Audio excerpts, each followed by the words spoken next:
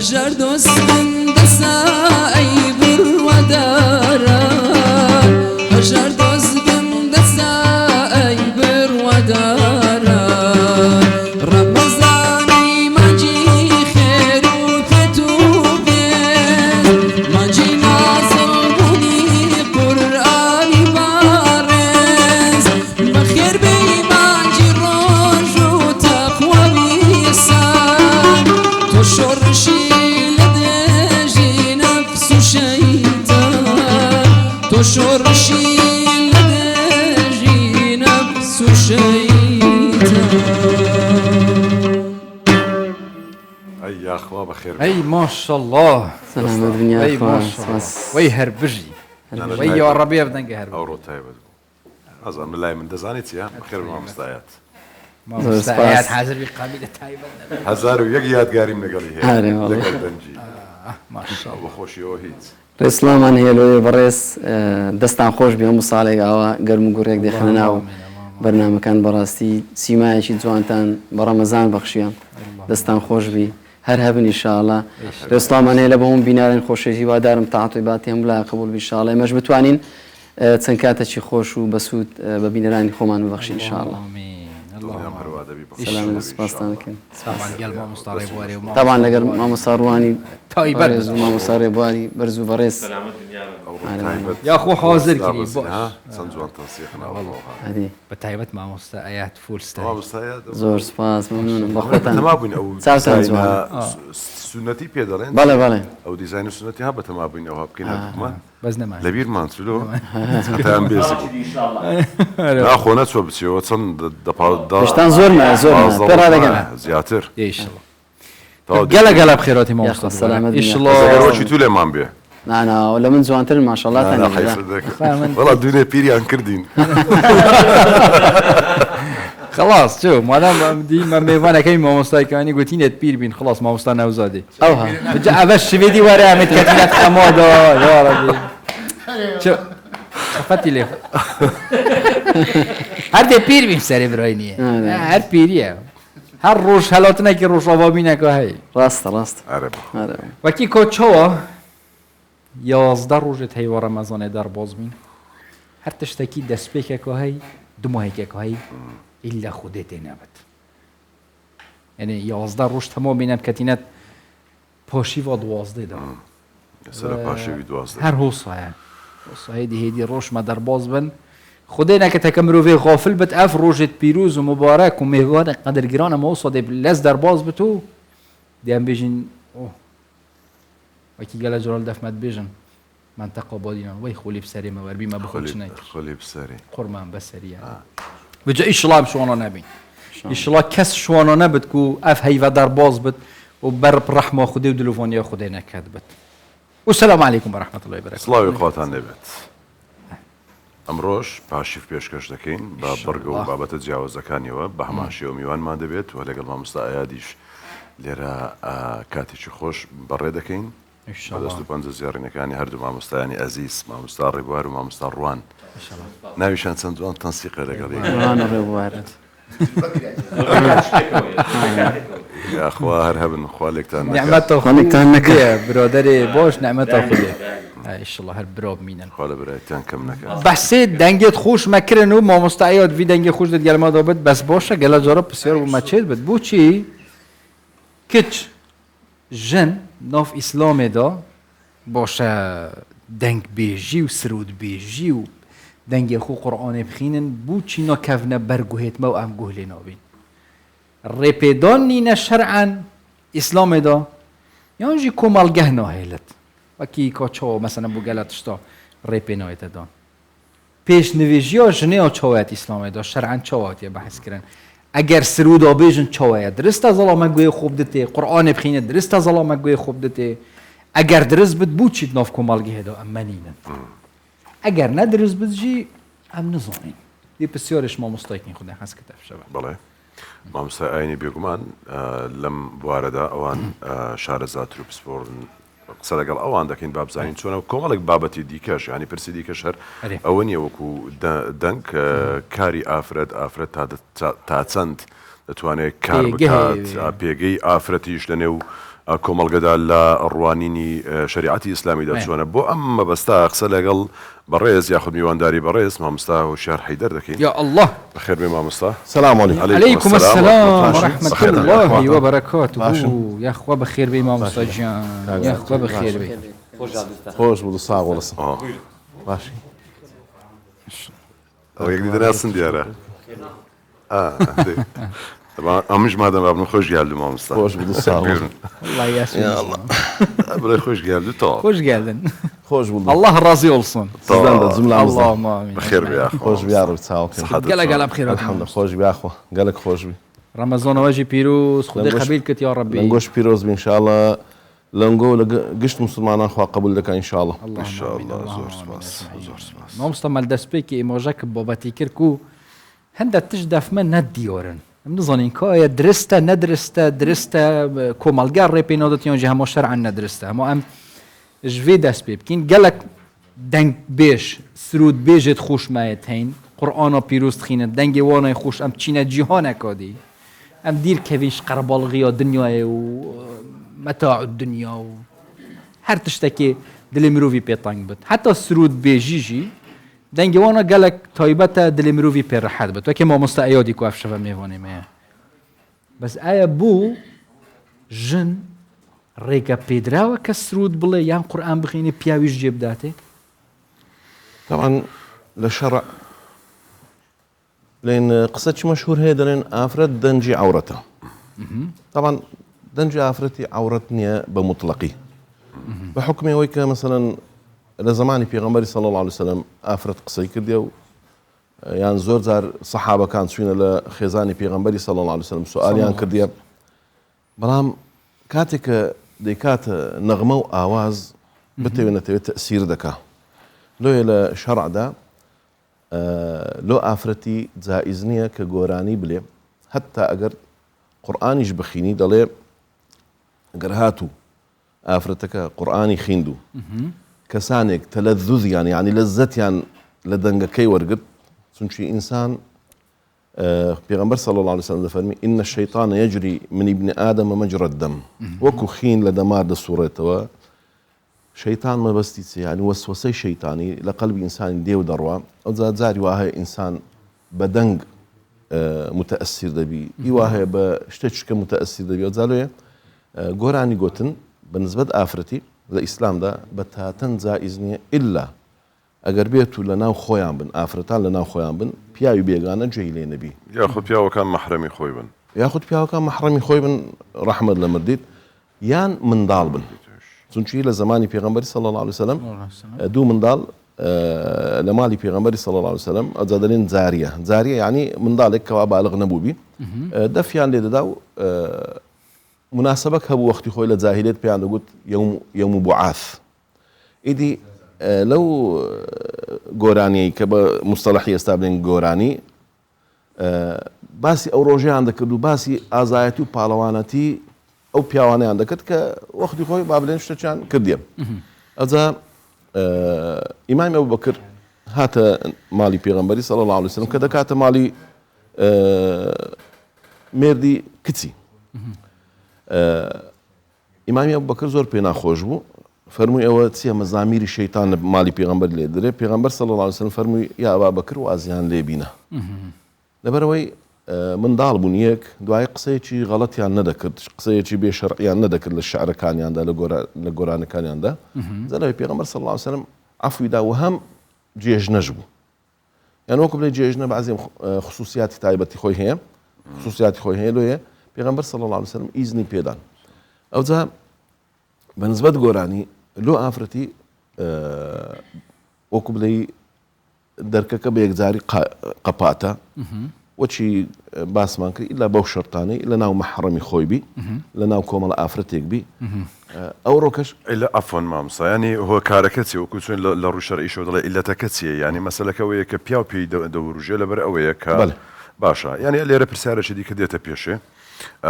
زۆر جاری وا هەیە ئافرەتان دەڵێن گوێم لێ بووە دەڵێن باشە فەرقی چییە ئەگەر پیاوێک بە دەنجی ئافرەتێک بوروژێ زۆر جاری وایە ئافرەتانیش بە دەنجی پیاوێک دەوروژێن یعنی ئەگەر حاڵەتەکە دیسان ئەوها لێ بۆ کەواتە ئەویان چی ئەویش حرامە يعني بياوش دنجي خوش بحرامة يعني لا شلون؟ بياولو دنجي خوش بحرام نيم زان خوای گەورە دەفەرمی قل ئێستا ئافرەتێ للمؤمنين قورآن بخوێنێ پیاوێکیش قورآن بخوێنێ بەڵێ يعني با لەسەرەوە قسە بکەین لە گۆرانێکە گەڕێت جارێ خوای گەورە دەفەرمی قل للمؤمنين يغضوا من أبصارهم وقل للمؤمنات يغضضن من أبصارهن نظر بياولو ئافرەتی حرامە ئافرەتیش لۆ پیاوی حرامە لێرەدا بەعام زیاتر پیاو دەوروژێنرێت نەک ئافرەت جالۆیە ئافرەت ناسکترە ئافرەت يعني وەکو بڵێ چاوی لەسەرە زیاتر پیاو هە طبیعەت و فطرەتی ئینسانی ئەوە هەڵێ پیاو لۆ ئافرەتی دەڕوە بەدەگمەن ئەگەر ئافرەت فکر بکاتەوە متەئەسیر بی بە دەنجی ئەو پیاوەی ئەو گۆرانی بێژەی ئەو لەزەتەی پیاو لە دەنجی ئافرەت وەردەگری ئافرەت ئەو لەزەتەی لە پیاوی وەرناگری کە مەسەلەن وەکو بڵێ لۆ فکری لۆ جنس و ئەو شتانە بڕوە ینی ئەگەر هەشبی ئەوە شتێکی شازە بەڵام بەعام پیاو لەزەت لە دەنجی ئافرەت وەردەگری ئەوە خلاف هەیە لە بینی زانایان هەمویان ڕێگەیان پێنەداوە یاخود دابش بوونە بەنسبەت علەمای ئیسلام خلاف نییە ئللا لەو ئاخیرانە دکتۆر یوسف القەرضاوی ئەو فتوایە داگۆتی جائزە بەڵام بەڕاستی بەس ئەویانیان زانایانی معاسرش لەگەڵ هەندێک تەئیدیان کردێ بەڵام دکتۆر یوسف قەرضاوی خوا عەفویکە هەفەواتی زۆرە لە فتوای شەرعی يعني چۆن يعني وەکو بڵێ زۆر متەساهلە با بڵێن بە شەرع بڵێن غەڵەتی زۆرە لە فتوە غەڵەتی هەیە بەڵێ يعني پێت وایە ئەوانەی ئەو فتوانەی کە ئەو دەیدا ئەمە ڕای جەنابتە کە دەڵێ غەڵەتی زۆریان خودت ڕای زۆربەی زانایانە کە پێیان وایە شێخ یوسف قەرەضاوی و ڕەحمەتی خوای لێبێت غەڵەتی هەیە لە فتواکانیدا علەمایەکان زۆربەی زۆری ئەوانی کەوا مهتمن بە شریعەت و متأثر نینە بە ظروف و زەمان ڕەئی شێخ یوسف قەرەضاویان نالێم هەموو بەڵام لە زۆر جیان کە متەساهلە لە شەرع وەکو ڕای خۆت والله من کابرا گوتنی لە مستەوای شێخ یوسف قەرەضاوی نیمە بەڵام ئەمنیش پێم خۆشە لەسەر ئەساسی نەقل یعنی تۆ فتوایەکی ئەو نەقل دەکەی یان فتوای کەسێکی دیکە نەقل دەکەی ئەم فتوایە کە چکە نەقل بۆ دەکەم نمونە چی با بڵێم مەسائلی قەدیم ئەمە لە مذهبی شافعی علەمای گەورەمان هەیە مەسەلەن ئەوە ئیمامی نەوەویە کە محققی مذهبی شافعیە ئیمامی سیوطیمان هەیە یان مەسەلەن ئیمامی حەرەمەینمان هەیە ئەوانە کە شتێکیان فتوادابی یان ئیمامی غەزالیە ئەوانە کە فتوایان بە شتێک دابی ئەمە ڕاستەکەی ئیوان وەردەگرین بەڵام هەتا لە کتابی شەرعی دەڵێ بعضی علەما فتوای بە غەڵەتدایە یان فتوای زەعیفی دایە لێی قبول ناکرێ فتوای پێ نادرێ ئەجا مامۆستا جارە مادەم مەسەلە گەیشتە مەسەلە فتوای ویزانۆی ئەف فتوایە دایکوتێتە قبیلکردن و ئەڤیا ڕەتکردی باشتر وایە ئێستیعانیان بە ئاەتت قورئانە پیرۆز و فەرمودێت پێغەمبەری صلی الله علیه و سلم بکەین بەڵێ هەر گرێدای سرود و قورئان خواندنێ بە دەنگێ بلند هی ئافرەتێ بەڵێ جارێ ئاەتت قورئانە پیرۆز وەکریە ڕێکە بژنکێنە ئێتەدان چ سرود گوتم بێت یانیش قورئان خوێندن بی بە دەنجی بەرز کە پیاویش لە مەجلسێکی دیکە جیهان لێ بی ئەوە باسی ئەبصار کرایە یەغضضن من ئەبصارهن بەڵێ خوای گەورە لە قورئاندا باسی ئەوەی دەکات دەفەرمی ولا يضربن بأرجلهن پێ خەڵخالی تێدەخسترا وێ دەفەرمی پێیان لێک نەخشێنن لەبەر ئەوەی کە زەلامان نەورژێنن ئەگەر دەنجی خەڵخالی خوای گەورە لە قورئاندا باسی کرد ئەدی دەنجی ئەو ئافرەتەی کە دەنگێکی ناسک بێ آخر بە احتیمال ئەو حالەتە يعني ببوورە دەمانەوێت ورتر بۆی باشتر بکاتە بینەران يعني لە قورئاندا بە احتیمال حساب دەبێ بڵێن مادام خوای گەورە باسی خرخاڵی کردووە يعني کەواتە ئەولاترە باسی دەنجی ئافرەت بکات یاخود نەس هەیە لەسەرەوەی کە دەنجی ئافرەت لەو حاڵەتدا دەبێتە ئەورەت یاخود دەبێتە گوناحەیەک پیاوانی پێدەورژێنرێت هیچ فرمودەیەک هیچ حەدیثێک یاخود هیچ ئاەتێک هەیە يعني بەسەریحی لەسەر ئەو بابەتە والله ئێستا بڵین بزەبت لەسەر ئەو بابەتەی وازان دەبم ئاەت نەبی بەڵام خۆی با بڵین کە عالیمە ئیجتیهاد دەکا وا دەبی لە ئاەت دەبی دەلیلەکەی وا دەبی لە حەدیث دەبی وا دەبی لە ئیجماع دەبی وا دەبی لە قیاس دەبی ئەوانە هەموو مەصادری تەشریعن لە ئیسلامدا وەزە شەرتنی ئیلا ئاەت یا ئیلا حەدیث بەڵام ژن لەناو مەجلیس خۆیان مەسەلەن ئەو ئێستا تقريبا بوویتە مودێل هەتا ئەوان بۆ خۆیان نەبینی خوان مەولودیش دەکەن لە بۆ ژن گواستنەوە و چزانم سناپیش دەکەن و خەڵک دەبین سناپیش دەکەن و خەڵک دەرێ سناپەکەی لێ دەگەڕین کە بڵاو دەبێتەوە بەس ئایا بۆ خۆیان لە مەجلیسی خۆیان کە بۆ خۆیان گەرم دەکەن بۆیان جایزە مجموعە ئافرەتەک بی وەچگوتمان ئەگەر سناپەکەی بازەکەی حکومەچکەوە دەگری بەڵام لەم غرفەیەکی ئەو هادانیشتینە لۆ خۆیان مجموعە ئافرەتێکن هەڵدەپەڕن گۆرانی دەلێن چ دەکەن کەیف خۆیان مادام هەموو ئافرەتن زۆر طبیعیە ئەدی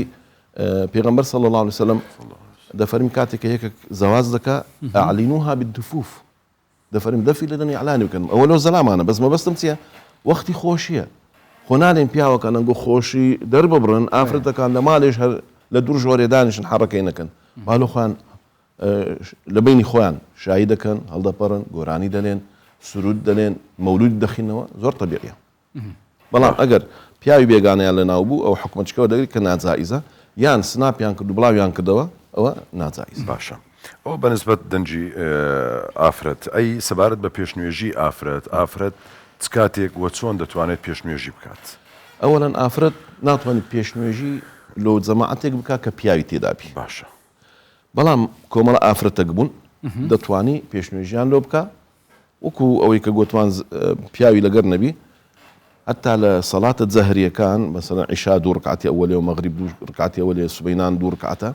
أو أنا وكو إمامي بياو دتواني بدنگ بخين تولويان بلام يك شرط هي دليب آفرت أجر إمامتي كرت وكو بياو إمامي بياو بتني رانا وستي لنا وصفك إرادة وستي بلام وكو بلي بس بيكي لبيشيان باشا برسيارك حالتك بون من الليرة ئافرەتێک پێشنوێژی دەکات و 5 ئافرەتی دیکەش لەگەڵیتی ئەمن دێم و دەمێ نوێژەکەم بە جەماعەت بکەم ناتوانم بێم ئیقتیدا بەوام بکەم نەخێر نابێت ئەگەر مەحرەمیش بێت باشە هۆکاری ئەوە چی کە نابێت ئافرەت پێشنوێژی بکات و کاتێک پیاو لە مەمون بێت والله خۆی دەزانێت چ بڵین بەعزێ شت هەیە شەرت نییە ئیلا تو حکمەتی بزانی تەنیا عەبودیەتە ئێستا نوێژی نورانی چند ڕکعاتە نوێژی مەغریبێ 3 ڕکعاتە لۆ هەیە ئەوە تەعەبودیە ئەوە نەسی لەسەر هاتیە پێغەمبەر صلی الله عليه وسلم فەرمووی ئەوان نوێژ بکەن ئەوجا بعضی ئومور هەیە تەعەبودیە ئەگەر حکمەتی بزانین ئەوە نور على نور حکمەتیشی نەزانین ئەوە قالوا سمعنا وأطعنا بەس بەعام یعنی کوبلەی لەوانە ئێستا قسەی بکەم کەسانێک بڵێ وەڵاو پیاو سالاریە نا قەزیە پیاو سالاری نییە قەزیەوەیە کە پیاو دەتوانی ئیمامەتی لۆ پیاو لۆ ئافرەتان بکات وەکو مەسەلەن ڕۆژی جومعانیان تەراویحان ئافرەتان لە قاعەیەک نوێژ دەکەن لە دووی ئەو ئیمامەی بەڵام ئافرەت ناتوانی لۆ پیاوی ئیمامەتی بکە ینی ئەگەر کەسەکە مەحرەمیش بوون منەژن و مێردێک بوون دەبێت مێردەکە پێشنوێژەکە نابێت ئافرەتەکە پێشکەوێت ئەگەر با بڵێن ئیمامەتیش نەبوو لە حاڵەتی نوێشکردن ینی دەبێت ئەو قسەیە هەیە کە پیاوەکە چەند هەنگاوێک لە پێشەوەتر بێت ئەگەر ئیمامەتیش نەبوو ئیمامەتیش نەبوو بۆ نمونە ئەمن نوێژ دەکەم خوشکەکەم دێتە تەنیشتم ینی ئیقتیدا بە منەوە ناکات ینی دەبێت ئەو لە پێشەوەی من نوێژ بکات زۆر طبیعیە مادام خوشکتە زۆر طبیعیە ئاساییە لە پێش بە پێش من بکەوێت خوشکشم جەماعەت نییە جەماعەت نەبێت باش مامۆستا دەمەوێت دیسان بگەڕێمەوە سەر مەسەلەی سروت یان بە ئام سەردەمی ئێستا هەمووی بوویتە گۆرانی گۆرانی بێژی ژنیش ئێستا زۆرن گەلێک زۆر هەتا ئەگەر کەلیماتی معقولیش بی ژنە گۆرانی گوتیا پیا و جێب داتێ حرامە گوناحە ئەگەر کەلیماتی معقولیش بیها مثلا ڕاستە چیرۆکێکی دەجێرتەوە بە دەنجی خۆی سوزانم کەلیماتی معقول بی باسی وڵات دەکا باسی خۆشەویستی دایک دەکا خۆی بەعام گۆرانی گوتن لۆ ئافرەتی بە شێوەیەکی وەها لۆ خەڵکی جائز نییە بە هیچ نەوەک هەتا ئەگەر کەلیماتیشی معقول بی کەلیماتی گوناحی تێدا نەبی کەلیماتی فحش و فوزوری تێدا نەبی باسی وەتەن دەکا باسی مثلا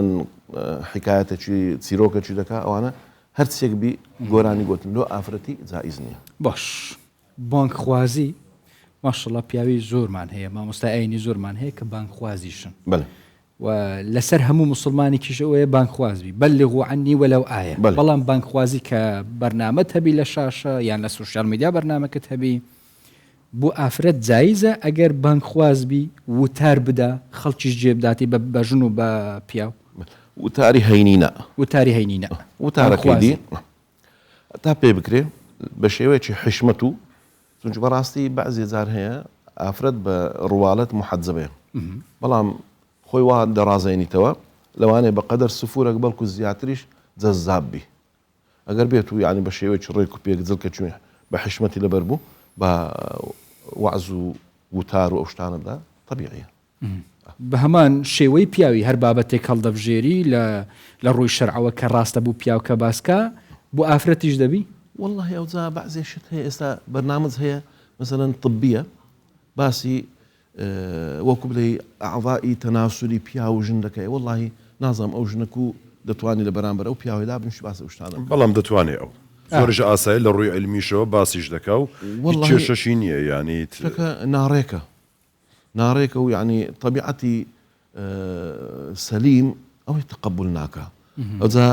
لەوانەیە شەرعەنیش زۆر پێی ینی ڕێی تێ نەچی بەڵام باسی مثلا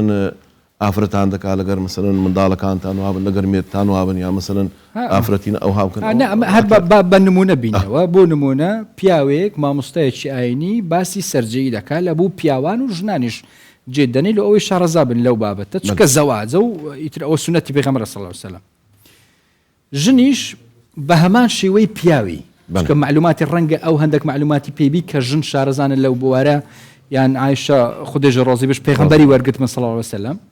باز بکە پیاویش معلومات لەوان وەرگری ئەوەش جایز هەرنا لە ڕوانگەی ئافرەتانەوە باس بکات هەر هەمان دکتۆرێکی ئافرەت باسی نەخۆشیەکانی ئافرەت دەکات بە هەموو نەوەکانیەوە باشە ینی تۆ ناکرێت هەموو ئافرەتێک بگەی ئێستا سوشال میدیا جیاوازە لە هەر یەکێک لە پلاتفۆرمەکان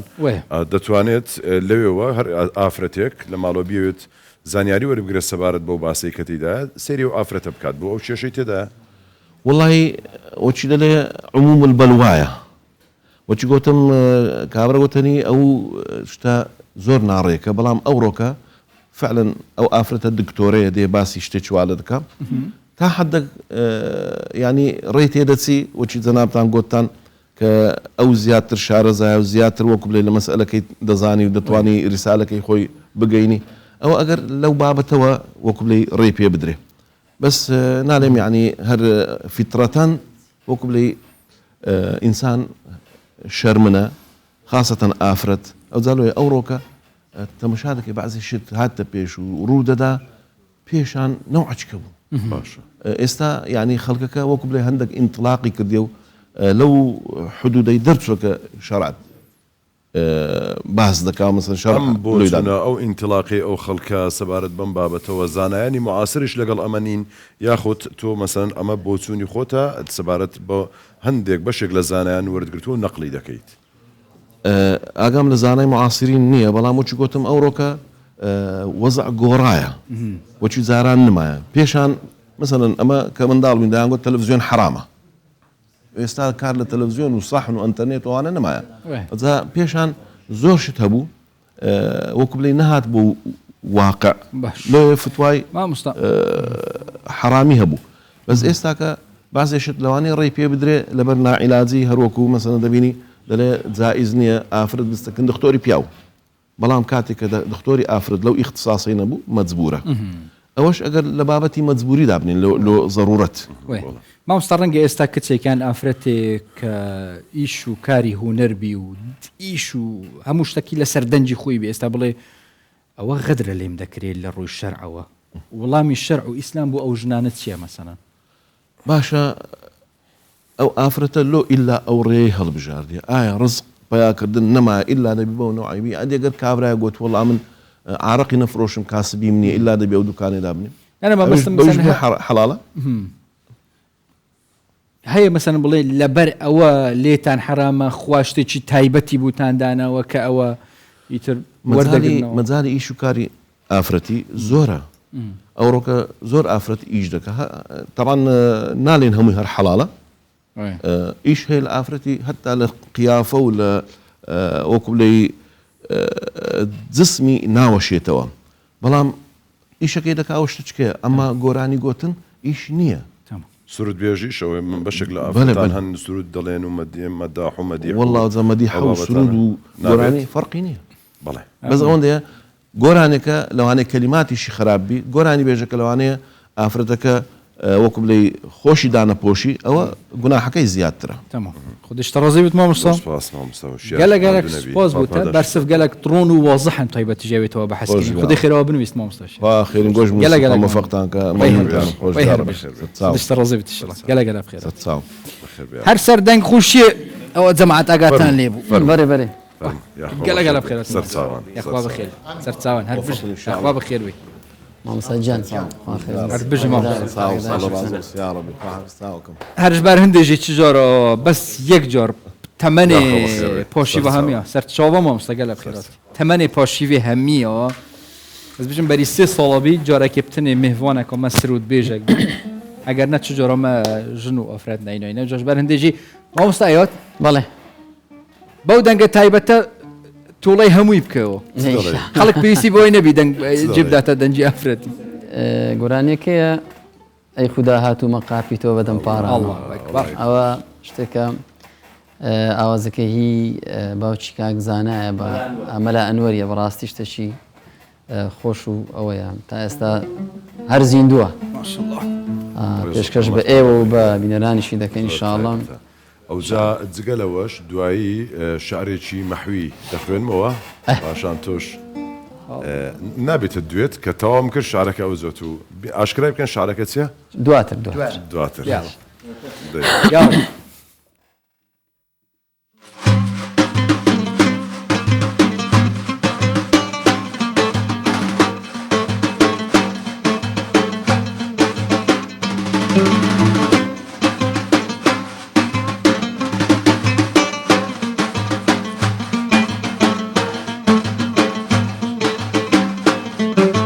ای خدا هاتو مقاپی تو بدم پارانوا تو ببخشین و منیش باکو ملک تاوانوا ای خدا هاتو مقاپی تو بدم پارانوا تو ببخشین و منیش باکو ملک تاوانوا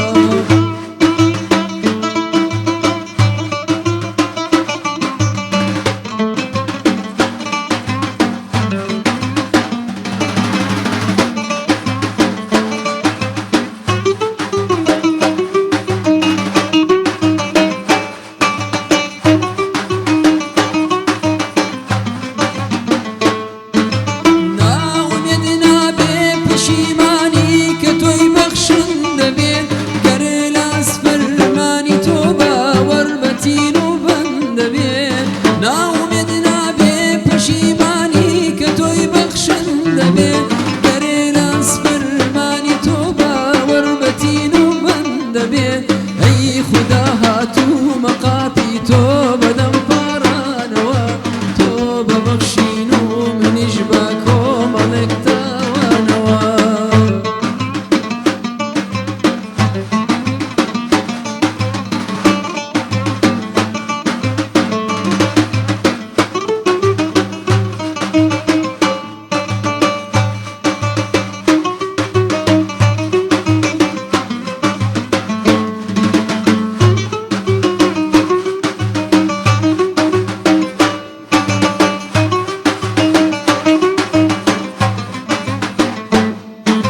تۆی کە یەزدانی زەمین و ئاسمان و گیان لەبەر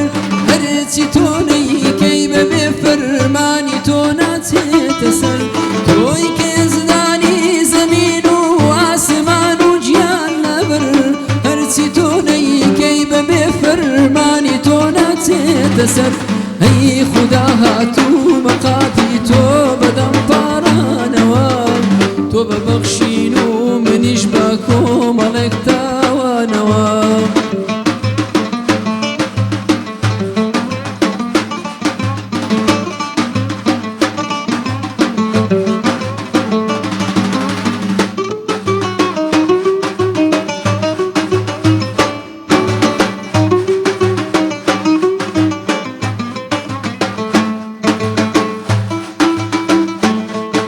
ئەرە گیانە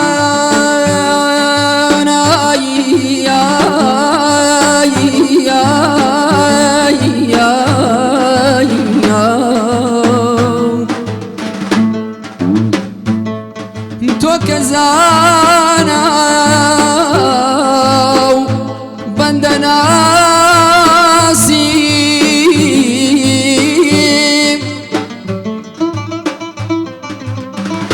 تو كزانا وبند ناسي بونغيني واشكرا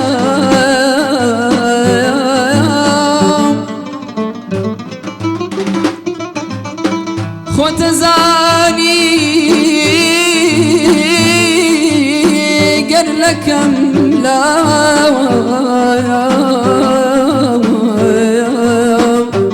قر لكم لا خراب يا باش تراني هاي هاي تو كزانا وبند ناسي ونغيني واشكرا خوت زاني قر لكم لا واخرب يا باشكرا تو كزانا وبند ناسي ونغيني واشكرا خوت زاني قر لكم لا واخرب يا باشكرا اي خدا غاتو مخافي تو بدم بارانوا تو ببخشينو من يشبكو مالك تاوانوا اي خدا غاتو مخافي تو بدم بارانوا تو ببخشينو من يشبكو مالك تاوانوا ما شاء الله وي هربجي يا ربي يفدنك هرب مني هرهبي يا أخوة أري ما مستعيا بەڵێ هو ما مستعندرين يشتري تبع سكرت يكمل يادقاري لقرتو هي يعني قديما يادقاري كان بەڵێ أما بس تمناكين ما شاء الله هر جنج دي جنج وهر جنج ديور بي صال بو صالي جنج تر جنز قديمة بخوي جنز بس أو زود دستي فيكر بس تمرين وشت كودك ياتو كوبيرا دقي تمريني قرق ما شاء الله اوانت كذا تمرين زانم بخوي. ما شاء الله يشكري شويني وڵای هێستا تەمرین نەمایە کات تەمرین ناوەڵە جاران زوو تەمرینمان دەکرد زوو دادنشین ئێستا تەمرینەکە سێ جازار لەگە برادران کۆمەڵە کۆ دەبینەوە شەوان دادنشین لە جێیەکی ئەوە تەمرینمانە کات خۆی دەچوومە مەولودی هەر زیاتر حەزم لە پرۆڤەیە بوو لەبانی دەچوو مەولودی ئێستا ناچم بەڕاستی لە مێژە ئەو پرۆڤێژ نەما ئالۆ خۆم لە ماڵێ زارزار لەگە دەفو لەگە ئەو دەکە و هەندێک پرۆڤێ دەکەم و تەمرین دەکەم ئەگەر ماشەڵڵا مەشغەڵەت ئەوەندە زۆرە عسفت باشە بەڵێ بەلا لەگە ئودیش خەریکم کەمە بڵێ نێ مەجالەکە بەخۆ دەزانی کۆ ئێستا هەر هەموو فراغ کەم بۆ بەڕاستی يلا يا الله دعاء دفكش بيدي بس بقى جي لعودة كيبين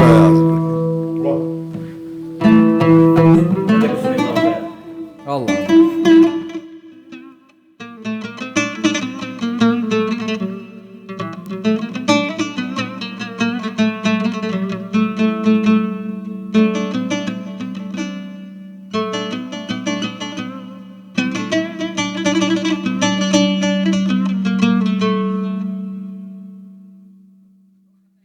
ناوەڵە خەتای منە دعاء زياتر عزفتك ان شاء الله دست خوش تێکی دا ويا هربجي عم بتشينا هەتاونێک مایکێویش دعاء تبراستا لي دقرين بالرابع بالشعر بتشين زاني كشو هوا يجدر بتشوي بتاي بديش هيفت رمضان بيروز دا كو زيرتر خلق درت كافت كشو هوا كي تجوهرن هيك مجيلي خورني هيك مجيلي بياسي هندك جيب مجيلي ياري انا تايبه شفت هيفا رمضان بيروز دا تايبه تجي سنيانه وغستير كانه افكار ما مسعود اللو كي ساعات 11 بيوصل تقريبا بس غستير كانت كده بس افكار ما آذر فاروق الهوليري او بحسي سنيانات كده وجاب تشين زاني كاتش بابسي آذر صلاة اللي بلايتو صحيح هذا قوته بەڵێ سڵاوتان لێ بێم کاتتان باش ئێمە لە یەکێک لە کافتریەکانی شاری ئەولێری کە ئێستا کاتژمێر 1:30 بەڵام ئەمان لێرە خەریکی یاریکردنن دیارەم یاریە کە بە ناوی سینیانێ ناسراوە زیاتر وڵاتیانی شاری ئەولێر و شاری کەرکووک زیاترم یاریاکەم بە تایبەت لە مانجی ڕەمەزانە ئێستا ئەمە گروپێکن واتە دابەش بوون بەسەر چەند گروپێکەوە پێم وابێ هەر لێرەش خولێک دەکەنەوە دیارە لە کۆتایی مانگی ڕەمەزان لەوانەیە هەدێش دابشکەن بەوەی کە ئەو گروپی کە یەکەم دەبێت بەڵام بۆ قسەکردنی زیاتر زانیاری زیاتر منە چم بۆ لای خۆیان لەگەڵ ئەنەدانیشم و گفتوگویان لەگەڵاکەم کاک نەبەزم کاتۆ باش زۆر سپاس تۆ بەس تەماشاکە یانی یاریەکە شەکەی یاریەکە ناوەڵە بەس کافتریایەکەی منە ئەوانە هشتا و چارتی بەشداریان کردیە ئەو جاوانە هشتا و چار فەریق بەشداری کردیە دیارەکانیشمان گەورە داناسی ئایفۆن 14 پرۆماکسمان دانایە براوەی دووەم سێ ئایفۆن 13ەیە براوەی سێم سێ کەس گەشت دەقالۆتر چاو دێتەوە چارەمیشیان سێ مۆبایلی احتیادیە ئێوە تا لە کاتژمێر چەند بۆ چەند ئەم یاری سینیانەیە لێرە بەڵێ بەخۆی 9 دەست پێ دەکا دەوریە هشتا و چار تیپە 11 سنی گەمەی دەکا بەس ئێستاکە دەوریەکە خلاص بۆ سعاتەی ئێستا بە وەدی احتیاری گەمەی دەکەین تا کاتژمێر چەندێەوە لێرامێن تا چەنی هەتە پاشیوێ گەمەی دەکەن جەماعەت بەڵێ دەسەکانە خۆش بکاک نەبەس منە چم بۆ لای یەکێکی دیکەیان کە خۆیان یاریەکەکەن ئەگەر تۆ بۆم باسکەی ئێستاەوە سەیری چیەکە چۆن ئەو زاری شاردوێتەوە لەنا ئەو فنجانە چۆنی دۆزێتەوە ئەوە ئێستا حالی حازری یەکێکە لە وەستای قەدیمەکان و کۆنەکانی شاری هەولێر ئەوە مەشهورە بەوەی بە وەستای زار یەکێک لە گەڕانەکانی بەزار دەگەڕێتن ئەوەی کە شاردیتەوە ئێستا منزوقی لە جێیەکی دانایە ئێستاوە لەوێن دەردەرچوو ئێستا لەوێن دەردەرچوو دوی کردیە لەگەڵ سێ کردیە 5 زاریش ماوە حەف خاڵ بۆ تیپی بەرامبەر دەنووسێتن ئێستا ئەگەر بشارتەوە ئێستا زیاتر باسنیەکە بێتە دەرێ زیاتر شەرحی دەکەین هەر بیبینین ئەگەر عەزت نەبێ بەس پیشانمان نابی پیشانماندا جا من بەر بۆ تەسویرەکەمێ بەس وەکو یاریەکە نەبێ بە سێریچکە منیان بۆ لای ئێوە لە سەرەتاوە بۆم باسکەی بزانم چۆنی ئەیشاریتەوە ئەمە چی پێوە ئەمە سیکۆتینە چییە؟ ئێستا ئەمە ئەوە لقمە لقمە یەک تۆز گەرمی دەکەین لە سینەکەی دەدەن هەتا ئەو فینجانانە پێوە بنووسێ ئەو زارانە ئەلێرەکە زارەکان دەبی مستەوە بینەکانیان هەمووی وەکو یەکبی یعنی نابی مەسەلەن ئاوا بێ دەبی بە جوانترین شێوە نابی دەبی بینەکان هەمووی یەقیازبی مەسەلەن تازە لەو زارە دام نابوو ئەلێرە دام نابوو چۆن دیارەکە چۆن ئیناستەوە ئەمە هەر دیارەکە نەها ئەوە نقطەکمان لێرە هەیە ئێستا ئەمن دەچمە ئێرە ئەوە تەبان ئێستا هەموو لە لایڤەکە دەیبینن بڵێ ئەمن ئێستا دەڵێم باد ئەوانە کە گوتم باد ئەوانە دەبی پەردەکەی بین نەخوارێ پەردەکە بین نەخوارێ مەسەلەن ئێستا دوو دانە ئی ئەوانە دوو گوڵیان هەیە نۆ دانە ئی منە کە مەسەلەن فڕیاندا ئەوەیان بەغەڵەت ئێستا ئاوا فڕیدەن دەخال بۆ من دەنووسرێ بەڵام ئەگە ئەوە گوتی گوڵی من سینیەکە دەبنە ئەو بەر ئەو جارە من دەگەڕم ئەو جارە ئەوان خاڵ وەردەگرن بەڵێ دەسەکانە خۆش بە زۆر سپاس چیتر قساخە بۆی بێن بۆ لای یەک تۆیستر بۆم باسکە با ئەو وەستاییکە باسێکەن ئەڵێ زۆر دەمێکە کە یاریەکە ئەوەم بۆ باسکەی ئەوانەی لێرەن خەڵکی شوێن و چەند کەس بەشدارە لە ئێوە بۆ نمونە لە دەوریەکەی ئێرە بەڵێ ئەوی خۆتان لە دەوریەکەی ئێرە هەشتا و چار فەریقە هەر فەریقێکە بێت چەند بێ بۆ نمونە سێ احتیاتە چیان دەبی دەتوانی ساربی سێ کەینە یەکەچیان نهات ئەو احتیاتەکە دەتوانی بێتە جێی بەخۆی هەشتا و چار فەریقە بەخوای پردەی تێدایە کەرکوچ تێدایە هەموو معلەکانی گەڕەکانی هەولێریش تێدایە بەخۆشمان ئێستا ئێرە بەسی خۆمانی دانیشتنەوە پاش دەوریەکەی لە خۆماندا دەنیشین یاریەکەی باشە هەر هاوڵاتێنی شاری کەرکک و پردەیەن بۆ ئێران ئێوەژە چن بۆ ئەماش دەچین ئەدی ئەوە بەس ئەوە لەبەرەوەی دەوریەکە لێرە کرایتەوە ئەوان کە ڕۆژی گەمەیان دەبی بێن بەس پاش ئەو ڕۆژی ئەگە گەمەمان نەبی ئەوانیان گەمەیان نەبی ئەمەش دەچینەوێ دەچینەکەنیان وەکو داوەت و داوەتکاریە شار لەگە شاری هەولێر لەگە کەرکوچێ کەرکک لەگە هەولێرێ پردێ لەگە هەولێری هەولێر لەگە پردێ ئەو کاتی کە دەبتە داوەت و داوەتکاری بۆ دەوری نەبیتن خواردنی دەکەین تەشریبی دەکەین پاچەی دەکەین نهێڵین دەبینانیش بخۆن لێرە ئەوزە دەستنەوە سعات دەوری 2-3 لێرە بەڕێ دەکەون دەگەڕێنەوە باشەوە پێ بڵێ مێژوەکەی گەڕێتەوە بۆ کێم یاریە چێ بڕواتە بیزانە ئەمن تقریبی عمرمەوە 6 ساڵی دێ ئەمن منداڵ بوومە لە تەنیشت ئامۆزام دانیشتومە ئەو یاریەیان کردووە ئامۆزام لێم دەپرسی دێگوت ئەم نیش منداڵ بوومە یاریان کردی ئەوە ناتانێت و برێ 300 ساڵە درۆیە برێ 100 ساڵە درۆیە ناتانی تاریخەکەی برێ ئەمن لە هەندێک کەسیش جێم لێ بووە لە قەدیمەکان دەیانگوت جوولەکەکان لێو گەڕەکەی بوونە لە تعزیل ئەو گەمەیان دەکرد جوولەکەکان لەو گەڕەکەی بوونە لە تعزیل ئەو گەمەیان دەکرد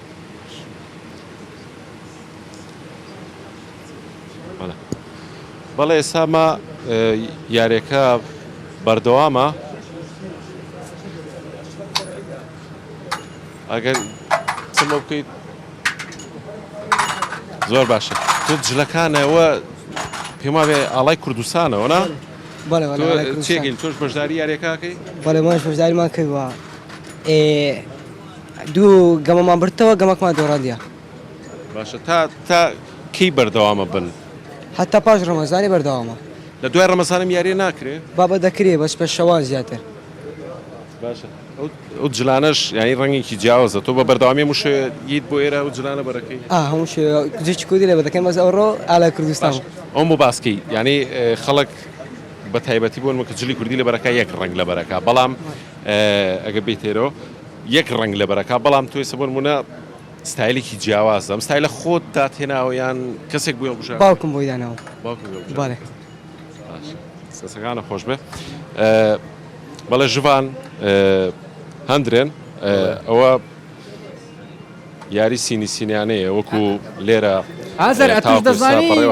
خۆشیان ناکەی سینیانەوانە ناژوان میکەوە مەساڵی کۆتر و قەل و باڵندەکان مەریوان لێرە دەڵێ لەعبەتی باش یارێکە ناز بەس ئەگەر ئەوەنا ئەگەر زۆر لەگەڵیانە بی سێرامکەی یانی فێرە بی گەلە نایزانم گەلە سپاس بووتە نانا بەسەوە ڕەمەزانان کە این لایڤەکەین ینی وردە شتەکانیان لێوەرەگرین بەڵام شتێکی سەیرانە بەس یەکدانم بیتێ ئێستا شتێکی سەیرانە ئێستا ئەمە فنجانە لێرە لە کاتی یاریە پێڵەن زار بە ماڵێن زار ینی بەمەش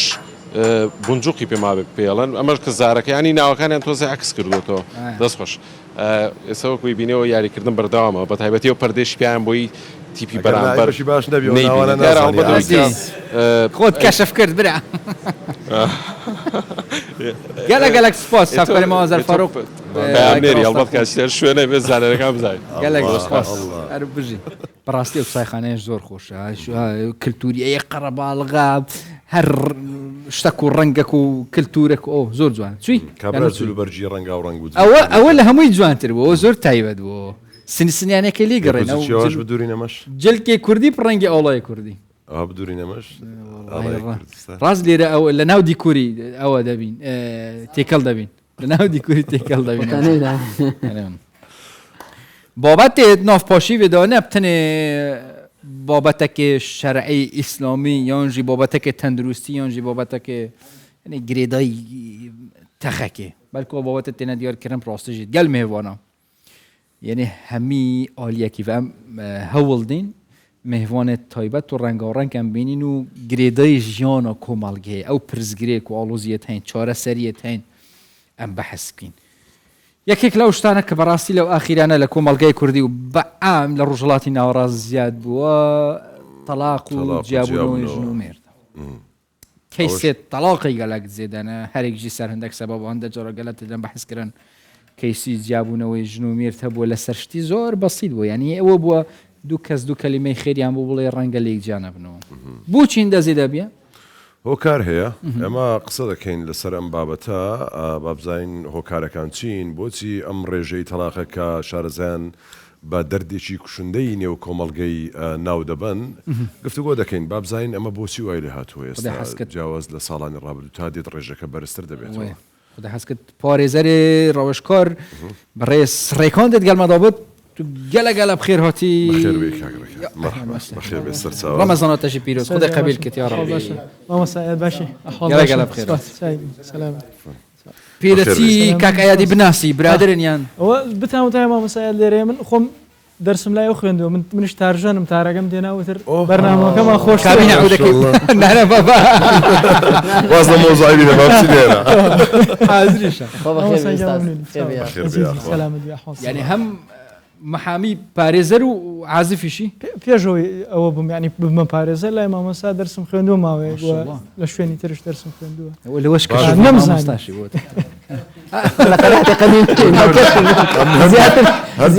دەکەم دەڵێن گەنجڵایت بکەم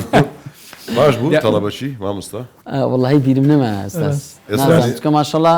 لە دەوراتی نەشاد مەدرسی ئەوانە تەڵەبەمان زۆر ساڵاش باڵەکان ئەمن کاکرێن زۆر جار لە بازار لە شوێن دیکە هاتم قیافەک دێت قیافەک دێ ماشەڵڵا قیافەشی گەورە مامۆستا باشی حەڵ ئەم تەڵەبەی تۆ بیمە نعمەتە خودەیە ئادەم مادەم عازفتاری دەبێ عودی شقی چووکێک بزانێت بەو خۆ جیاوازن بەڕیباتەوە بابەتێ مەگەلێکی گرنگە بجام ئەم ئەشدۆتەوە دەست پێ بکەین زۆر جار باز دەکەین کە ڕێژەی تەلاق و کارەساتە لە کوردستان و لە زیاد بووندایە و مەترسیدارەیە ڕاستە ئەگەر بە داتا باسکەین مەسەرەن ئەم ساڵ بەڕێوەرد لەگەڵ ساڵانی پێشتر بەرزە بێتەوە ساڵ بە ساڵ ڕێژەکە بەرزە بێتەوە 2000 ئێمە لە کۆتایی ساڵەکان ئامار وەرگین 2022 تەنها لە هەولێر نزیکی 6,000 تەلاق تەواو بووە ینی حەسم بووە ینی یەکلایی بۆ تۆ کە پیاوەکەش نەکەی خۆی تەلاقدا تەواو ئەوە لە هەولێر طبعا لە سلێمانیش سەتابی زیادی کردووە لە دوهۆک زیادی کردوانی ساڵ بە ساڵ زیاد دەکات ژمارەکە باشە هۆکار چیە لە بەرچی ئەوە زیاد دەکات هۆکارە حەقیقیەکە ئەوە پێویستی بە دراسەیەکی مەیدانی هەیە کە ئێمە نیمانە بەڵام ئەوەی لە ئامارەکە پێمانەڵێ ناکۆکی نێوان ژن و مێرد خیانەتی بینی ژن و مێرد ئامێرەکانی پەیوەندیکردن ئەنتەرنێت ئەمانە لە سەرون لە ڕیزبەندی سەرەوەن ئەوەی جێی سەرنجە بەو دۆخە ئابووری خراپەی کە تێپەڕین جابوونەوەی ژن و مێرد لەسەر باری دارایی سفرە نییە هەر حاڵەتی وامان هەر نەبووە بەدەگمەن ینی بڵێ ژن و مێردێک لەسەرەوە جیابوو بێتنەوە باری داراییان خراپ بۆیان نەبوون بوونە نییە شتیوە لەسەر شتانە نییە باشەوانەی کە زیادە بنەوە ڕێژە زۆرەکە زیاتر تەمەنیان تەمەنەکانیان چەندە ینی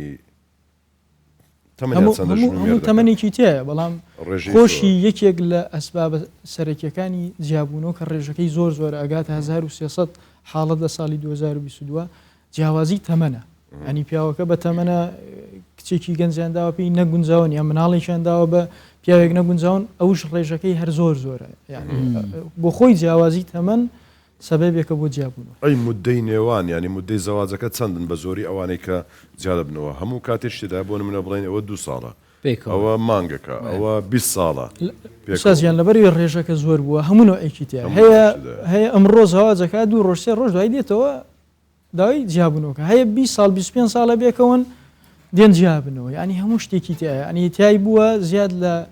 40 ساڵ ژن و مێرد بوونە جیابوونەتەوە ینی ناتوانین ئێستا لەبەری ڕێژەکە زۆر بوو ناتوانین تەحدیدی مۆزوعەکان ئەوەی خۆت ئاگادار بی کورتترین ماوە کە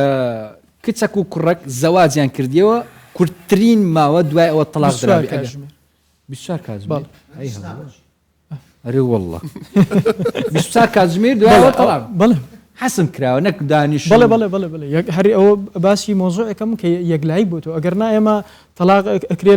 زەواج و تەلاق ئەکرێ ماوەکەی تەنها 5 خولەک بێ لە ڕووی شەرعەوە ئاسایی ئەکرێ بەڵام ئەوەی من باسیەکەم یان لە مەحکەمە تەواو بوو بێ عەقد زەواج دەرچوو بێ ئەمڕۆ ڕۆژی دواترش تەلاقنامە دەرچوو بێ بزە بەستوری سناپی وەکو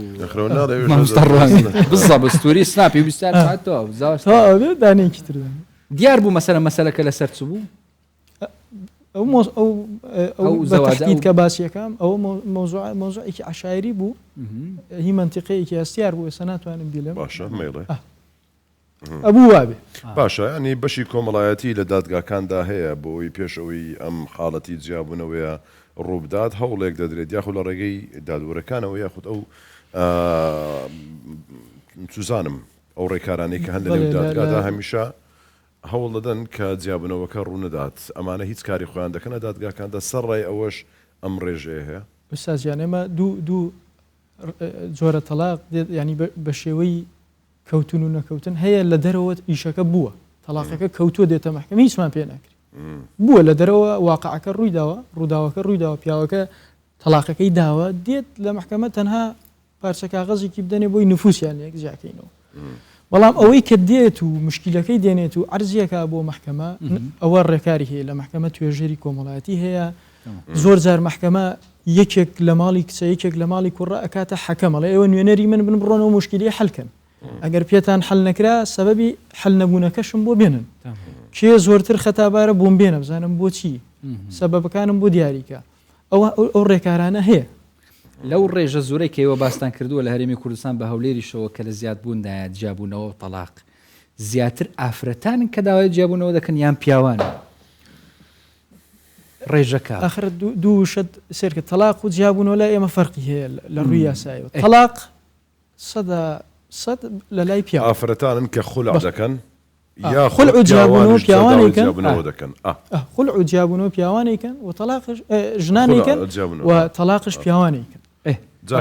داواکاریەکە مەسەن کابرا تەلاق زۆرترە لەلایەن پیاوان بەڵێ لەبەری زووتەوە بێ هەموو ئیشی دەدەقێتەوە بێ بەڵام ڕێککەوتنی هەردوو لایە نانا پیاوەکە بە تەنیا تەلاقێتەکە ڕازی زیاتر پیاوەکە زیاتر ئەوەیە کە تەلاقەکە دەدات بێەوەی ئافرەتەکە ڕازی یان ڕازی نەبێت بەڵێ لەبەرەوەی جیابوونەوەی کە ئافرەت داوایەکە ڕێکاری زۆرە کاتی زۆر پێویستە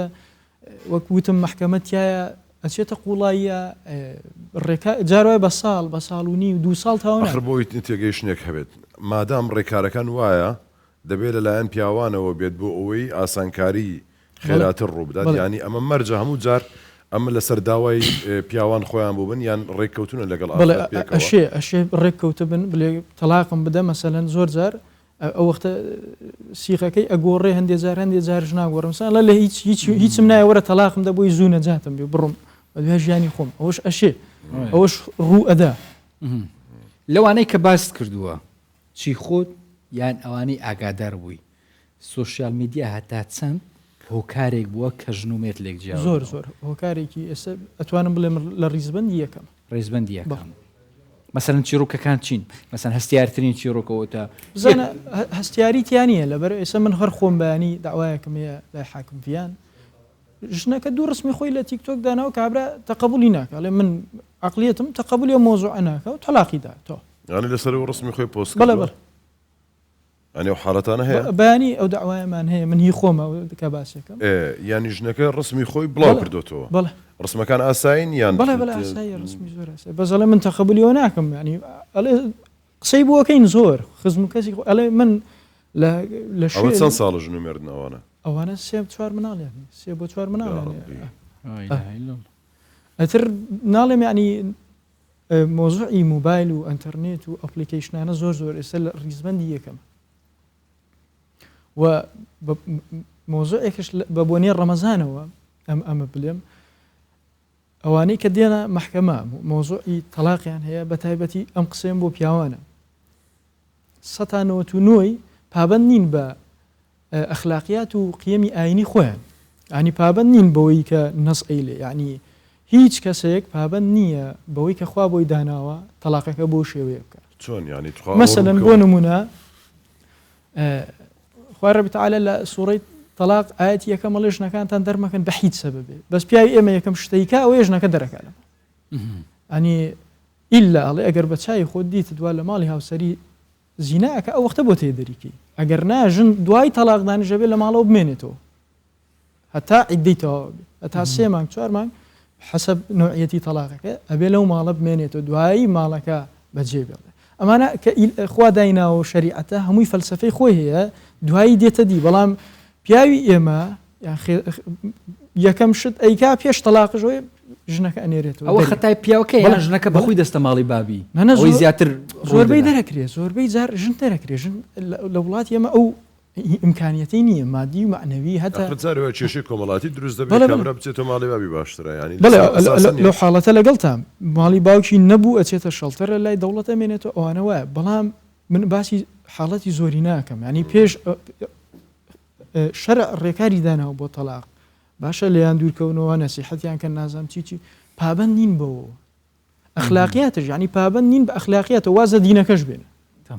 ئەخلاقیات دەڵێ بە ئاشتەوایی باجیابینەوە ینی هیچ ژنومێردێک تا ئیسا من 10 ساڵ لە محکەمە نەندی و بە ئاشتەوایی جیاب ئیلا بێ شەڕ بکەن ئیلا بێ بە ناخۆشی جیاب جارێ ئەوە باس کرد کە کارەسات بوو لەسەر بڵاوکردنەوەی ڕسم لە تیکتۆک تر دەبێت ڕێکەوەن کاکەیان بە تیکتۆکت نەبیان ئەگەر هەبوو دەبێ بڵاو بکرێتەوە ئەی جگە لە سوۆسیال میدیا مەسەرەن چیرۆکی دیکەی جیابوونەوەی ئەنتیکەبی لە هەولێر هاتبوو دە بەردەستان مەسەرەن ژنەکە ئیشی ناو ماڵی دەکا پیا و دەڵێ یەڵا لێک جا دەبینەوەیان شتیەوە هەیە بڵێ چه هەیە خوێندن مەسەلەن پیاو هەبوو هاتووەتی نابێ بخوێنی پیاو هەبووە لەسەر ئەوەی کە ژنەکەی دەدانی ناشوە داوای جیاب داین تەلاقی داوە نەک داوای جیاب هەر تەلاقی داوە دەدانی ناشوە دەدانی ناشوە ئەوانن کە باسیەکەم لای خۆم هەن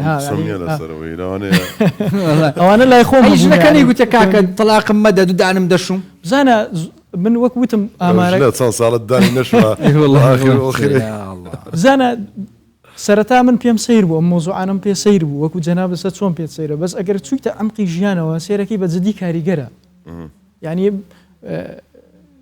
هەندێک جار کێشەیە ینی دوای ئەوەی زۆر ئەچیە ناو وردەکاری و سیرێکی نا بەجددی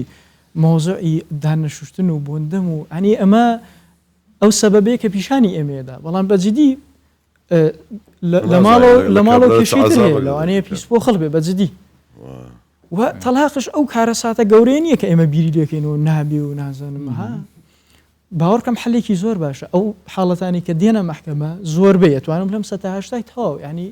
بەهی ژیانیان پێوە نەماوە بۆیە گەیشتونەتە ئەوێ بەداگمەن هەن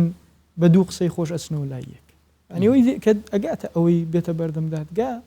تەواو بووە بەدەگمەن هەیە ئاشتە بنەوە بەدەگمەن هەیە هەش بووە تەلاقماندا دوای ساڵە 2 ساڵ هاتوونەتەوتیان ئەچینەوە لای یەک و چوونەتەوە کێشەشیان نییە بەڵام ئەوانە حاڵەتە باسەکەم بڵێ بەس حاڵەتی زۆر دەگمەنە زۆرینە ئەوەیە کە گەیشتە محکەمە تەواو یعنی تر لە وڵاتی ئێمە وایە پیاو ئەگەر ژنی خۆی لە محکەمە بینی لە شورتە بینی تر نایەوێتەوە خۆی مەزاجی وایەوە کە هەندێک ژن و پیاو مەسەرەن ئەوانەی زۆرینیان دێنە محکەمە و ئیتر داوای لی جابوونەوە تەلاق بدەن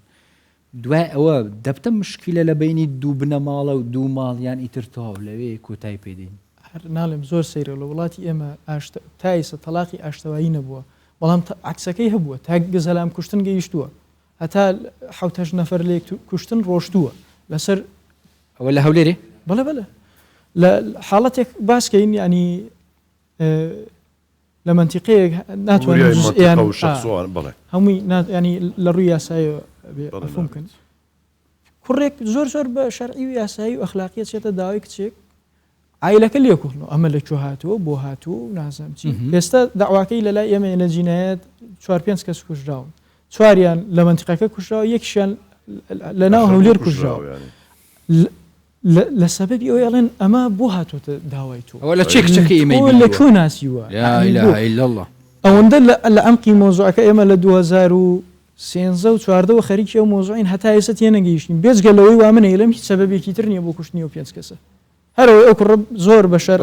لە ساڵی چەند ئەو لە 2013 لە محکەمەی هەتا ئێستا تەواو نەبووە لەبەرەی 4-5 کەس کوژان لەسەر ئەو مۆزوعە وە کۆمەڵێک لە تاوانبارانە تا ئێستا دەستگیریش نەکراون بەڵام یعنی 5 کەس کوژا لەسەر تەنها ئەوەندە کوڕێک چۆتە داهای کچێک ینی ماڵی کچەکە تەقبولیەوە ناکەن لەکوێ تۆی ناسیوە بۆ تۆی ناسیوە لەمە کۆڵاونەتەوە پێکدادان بوو مادەم باسی ئەوەت کرد ئەو داواکردنی زەواج ئەوانە بەرامبەر ئەو ڕێژە زۆرەی تەلاق کە هەیە ڕێژەی زەواج وەزعی چوونە کەمە ساڵی 2022 6,000 تەلاق نزیکی 6,000 تەلاق بووە لە هەولێر 1700 زەواج هەبوو بەپێی ئاماری کە دادگای هەولێر بڵای کردوت یعنی توانین بڵین تەلاق 4 ئەوەندە زیاترە هەن 3 ئەوەندە زیاتر باشە هیچ هەوڵێک نادرێ بۆی ئەم گرفتە چارەسەر بکرێت ینی هیچ هەوڵێکیەوە لە ئارەدا هەیە پێشنیارێک پێشنیازێک وەلانی پەیوەنددار کەمە نەخۆشیێکی کوشندێ ئەمە کارەساتێکە ینی ڕوو لە کۆمەلگا دەکات بۆچی ئەم ڕێژەیە بەم شێوێ بەرز بێتەوە لە بەرامبەریشدا هاوسەرگیری هێندەکەمە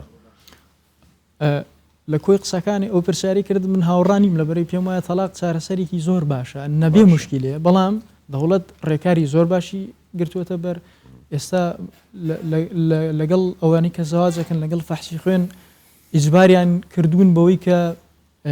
خولێک ببینن و ئەو خولە بەجددی ئەوەندەی من ئاگام لێە کاریگەری زۆر باشی هەبووە ینی ئەو خولەت ینی ببین خولێکە ئەیبینن کە لە ڕووی جنسیەوە چۆن ڕفتارەکەن ئامادەیانەکەن لە ڕووی دەرونیەوە کێشەکانی زەواجیان بۆ ڕوونەکەنەوە چارەسەرەکانیان بۆ ڕوونەکەنەوە دکتۆری لێە پسپۆری دەرونی لێ ئابریناسی لێ لەوێ وابزانم 2 ڕۆژ 3 ڕۆژ جوان دەورەیەکی باشە بینن هەرچەندە کافی نییە بۆی کە ئەو ڕێژە زۆرە وردە وردە کەم بێتەوە ئەی مادەم کافی نییە ئێوە وەکو پارێزەرێکی ڕاشکار ئامۆژگاریتان لەبوو مەسەن ئێستا کچەک و کوڕێک بە تەمای زەواجینە خوانەکە بۆ ئەوەی تووشی حاڵەتی وانە بن زوو لە یەکدی تووڕە نەبن و بگاتە تەلاق و ئیدی دادگا و محکەمە و محامی چ بیکەن پێش زەواجەکە و لە کاتی زەواجەکەش چوون بوو ئوستادجان زەواجێکی دروست ژیانێکی دروست بەرهەمدێنێ زەواجی کۆمەڵگای کوردی زەواجێکی دروست نییە هیچی دروست نییە هیچی دروست نییە کوردی دروست تەندروست نییە یعنی ئێستا ئەمڕۆ لە محکەمە حاڵەتێکی زۆر سەیرم ینی کچەکە تەمەنی 13 ساڵە هاتۆتە بەردەم حاکم و لە دەرەوە ئیشەکەیان کردووە زەواجەکەیان کردووە 13 ساڵ بەڵێ 13 ساڵ و حاکم شەرع تازە شتەکە ڕوویداوە ڕووداوێکە ڕوویداوە ئەبێ ئیمزای بکات و بیان کاتە ژنوێر لە وەختێکە قانون ڕێنادا و شەرعیش بەو فراوانیە ڕێنادا ئەم زەواجە بێگومان لێکەوتی خراپی بێت ئەمە لە ڕووی تەمەنەوە لە ڕووی کۆمەڵایەتیەوە ئێستاش کۆمەلگایمە لەو دۆخەیە کە من ئەو نمونانە باسەکەم ئەبێ کوڕ بە حەزەر بێ لە هێنانی ئافرەت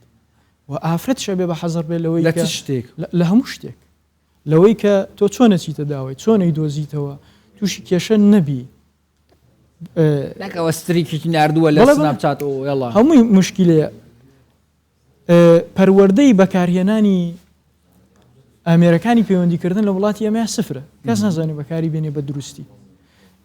و دەوڵەتیش لەو ئیمکانیەتە بەقەوەتیانە ئێستا باندی گەورە دروست بوونە ڕسمی خێزانی یەکێکە بن دایانێن لە تیکتۆک کۆمەڵێ شتی نەشاوی لەسەر نووسن لەسەر ڕسمەکە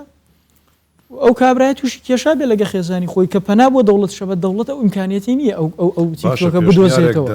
بەرزکردنەوەی داوایەک شتێک لەسەر ئەم بابەتە کۆی لە سوۆسیال میدیانی باس دەکەن ئەمە چەند کەسێکی دیکەژەمە باس دەکەن ینی ئێستا خەڵکانێک باند هەیە فێر بوون وێنەی کەسێک دەبن و دای دەنێن و کێشە دروست دەکەن ینی هیچ هەوڵێک نییە بۆ ئەمە چارەسەر بکرێت ئەزانی ئەو مۆزوعی سوۆسیال میدیا ئێمە قانونە بێ پابەپای تەتەوڕات بڕوان نەڕۆشتووە ئێستا ئەم مۆزوعە دەوڵەت کەوتۆتە دواوە کەمێک لە چاو خەڵک لە چاو تۆمەتبار پای دوو پای لە پێش دەوڵەت و یاساوەیە یعنی پێی ناوێرین تەکنۆلۆژیای ئەو بەکاری دێنێ بەنەوەی ئێمە پێی ناوێرین نایدۆزینەوە ینی موقعەکەی نادۆزینەوە خۆی نادۆزینەوە بەجددی ئەوان مەسەلەکە لە ڕووی زانستەوە لە ڕووی لە ڕووی زانستەوە ئەوان پایە دوو پا لە ماوەی ساڵە 2 ساڵ پێش ئەو ئەجیزانەی ئێمەیان داوەتەوە کە دەوڵەتەیەتی و کە ئێمە ئەتوانین پێی بگەین و حەل ئەکرێ بڵێ ئاگدارم کە بە دوای چارەسەر ئەگەڕێن و ئینشاءالله زوو چارەسەرەکرێت بەجددی ئەو مۆزوعی تیکتۆکە زۆر ماڵی وێران کرد زۆر باسی تیکتۆک دەکەی باندا پلاتفۆرمەکانی سوۆسیال میدیا هەمویان ئەگەر بە ڕێز بەدین باسکی چیهانیان کارەساتە دوای ئەوە یەک بە یەک چیهانیان دەبوو مەسەلەی جابوونەوەی ژنووم تیکتۆک زۆر مشکلەیە تیکتۆک یەکەم ڕێز لە ڕزمەند یەکەم تیکتۆک ئەی دوای ئەوانی تی هەمویان ئێستا ئەتوانین بڵین دووەمە لەبەرەی فەیسبوک و ئینستاگرام و تویتەر و ئەوانە هەمویان لە یەک ئاستان لە ڕووی ئەوە بەڵام تیکتۆک نازانم ینی زۆر فعالە زۆر ئەکتیڤن خەڵکتایە لە منداڵەتا پیر لە پێشی کێشەی زۆر گەورەی نازم وڵی زۆر سێرە بە خاصن ئەو مۆزوعی ئەو باندوشتانە ینی یەتر تەواو دوسێ جار بە تەمام تیکتۆکێکی دانیم هەر نەوێرم هەر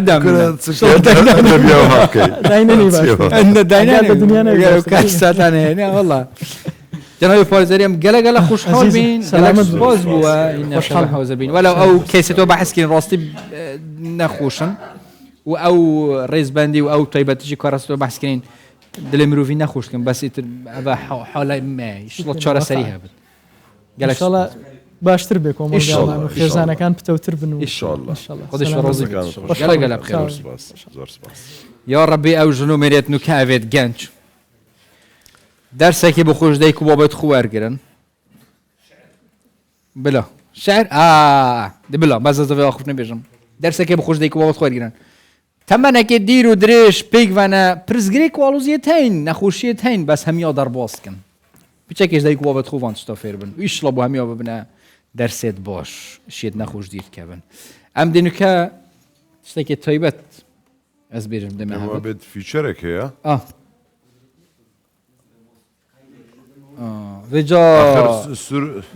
با ڕێککەوین ئەمە لە بینی خۆمان ئەگەر ئەمە ڕێککەوین متتەفق بین و ئەوە بین ئێستا من نازانم ڕێککەوین یان لەگەڵ تو ڕێککەوین یاڵا با ڕێککەوین برا ئەتوکە بگرە شعری دەخینەوە برا بەو ئەوە بێ ئەوە یاڵا آخر ئەو شعری دەخینەوە ئەو سرودی دەڵە برا ئەتو نەتگوت ڕێککەون دەریگەڕێ با ڕێککەوین لا حول ولا قوة إلا بالله أما حكم بلانية فرم أم بحسي ورزش يمكن بجاري ورزشت هي ورمضان وبيروز دا ورزش فانت وكي براي من ما شاء الله چوا هي ورمضان وبيروز ورزش خود كن باشتره بري بربانگي بري فتاري يام پشتي فتاري و اوانا بيتوي چه جوره سيستم كي ورزش كرني هي ام بي بابا تبيني پشت هنگه دي ريك هبيني ان شاء الله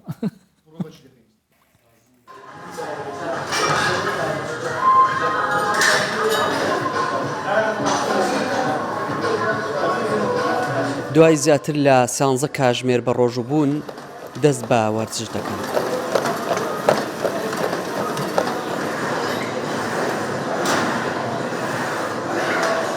هێشتا تیونێتی ڕۆژەکان نەشکا.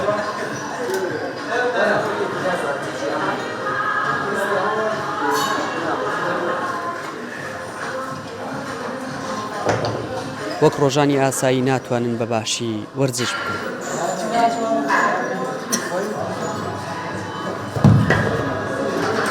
لە مانگی پیرۆزی ڕەمەزانە زیاتر شەوان یین بۆ تەمرین بەڵام بە حکمیەوەی ئێمە 12 ساعت بە ڕۆژوە بین تااقەت و توانایەکی وامان نییە بڵین یاریەکانمان کەم کردوێتەوە یعنی سە بۆ نمونە پێش ڕەمەزان ساعات و چارەکە یاریما کردبێ ئێستا 30 دقا بۆ 45 دقە کۆتایی بە یاریەکانمانێنی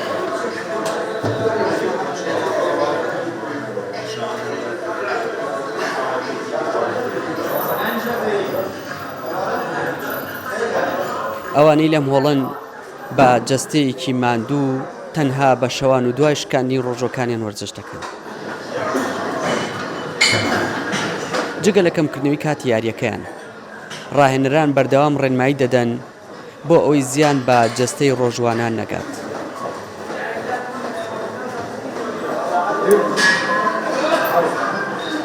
وەرزشکردن لە مانگی ڕەمەزانە پێویستە دوای 2 ساعت دوای ناخواردن یاریزان ڕوو لە هۆڵە وەرزشەکان نکات لەبەرەوەی کە بەلایانی کەمەوانێ ئەو وەرزشکاری کە تەمرینەکات 14 ساعت بە ڕۆژوو بووە هیچ کار بۆ هیدراتێک و پڕۆتینێکی وەرنەگرتووە لە ماوەی ئەو بە ڕۆژوو بوونەیە وا باشە لە دوای نان خواردن بە 2 ساعت بە 2 ساعت و نیو ڕوو لە هۆڵە وەرزشەکان کرد. وەرزشکردن هیچ وەرزشێ نییە بڵێ زیانی پێگەیەنێت بەڵام ئەبێت لە مانگی ڕەمەزانە تەمارینەکان وەکو پێشتر نەبێت تەمارینەکان سێتەکانی کەمتر بێت و قورسایی کەمتر بەکاربێت.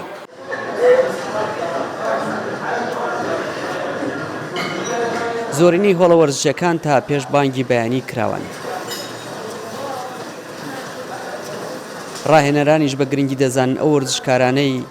بە ڕۆژوو دەبن قورسایی کەمتر هەڵبکرن تا زیان بە جەستەیان نەگات.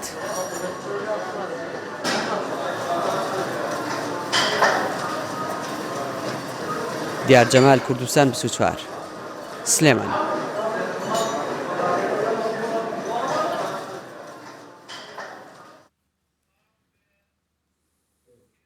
ئیشڵە پشتی ڕەمەزان ئەزێکم دەست بۆ وەرزشێکم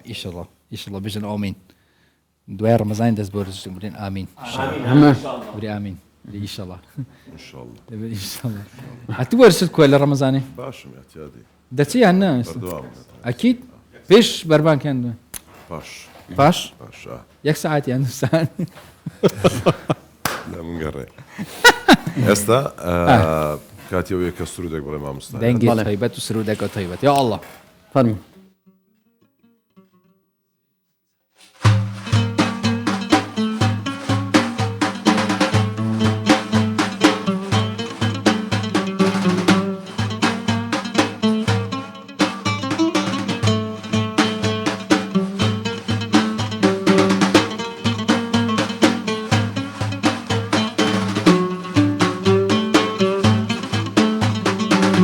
هاي سياحتي سجنة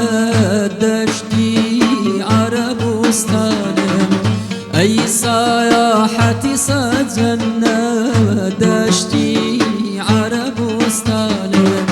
نادم بغزر قرشان يا خاري مغيلانم نادم بغزر قرشان يا خاري مغيلانم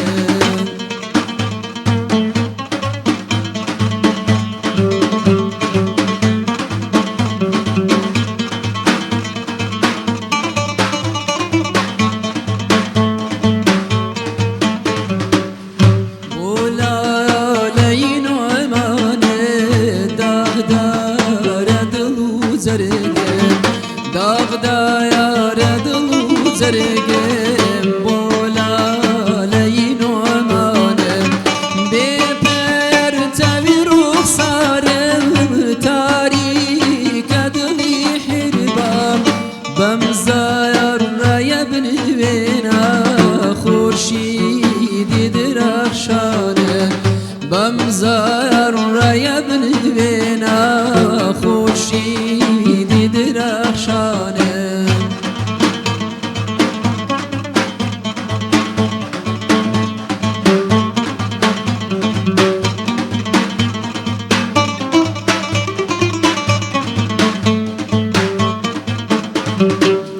هاي سيدي مخلوقات آقات لإيمان بهم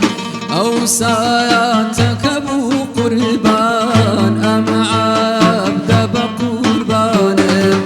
توسيد لنشين بازي صاحبي إعزازي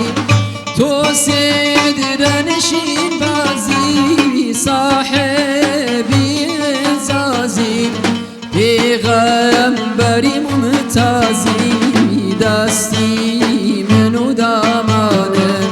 پیغمبری ممتازی دستی منو دامانه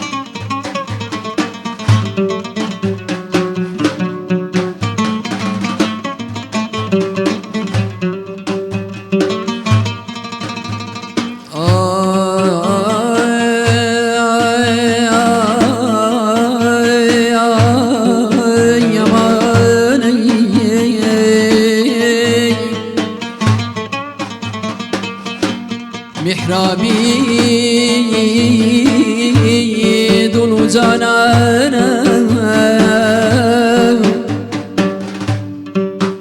محرابي دون جانانا هزي دستي إيمانا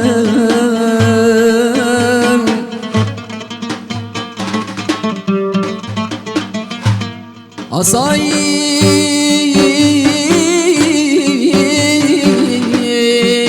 خطيبانا شمشيري خراسان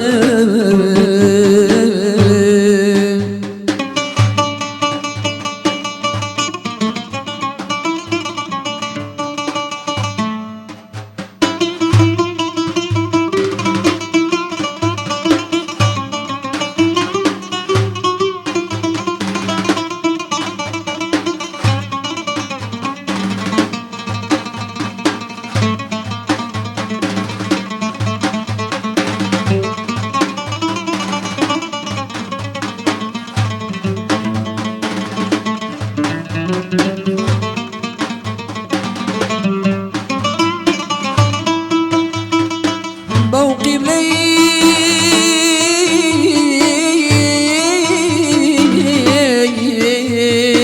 أبرويا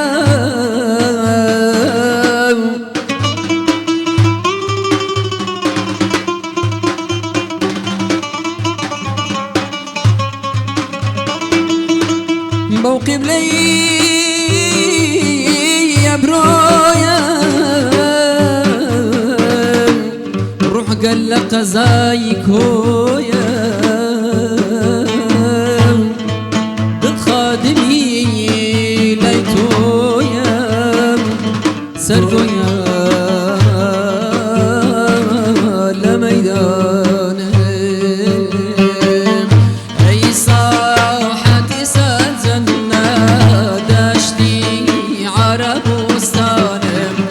أي صاحة سالزنا داشتي عربستان نادم بغزار قلشان يا خاري مغيلان نادم بغزار قلشان يا خاري مغيلان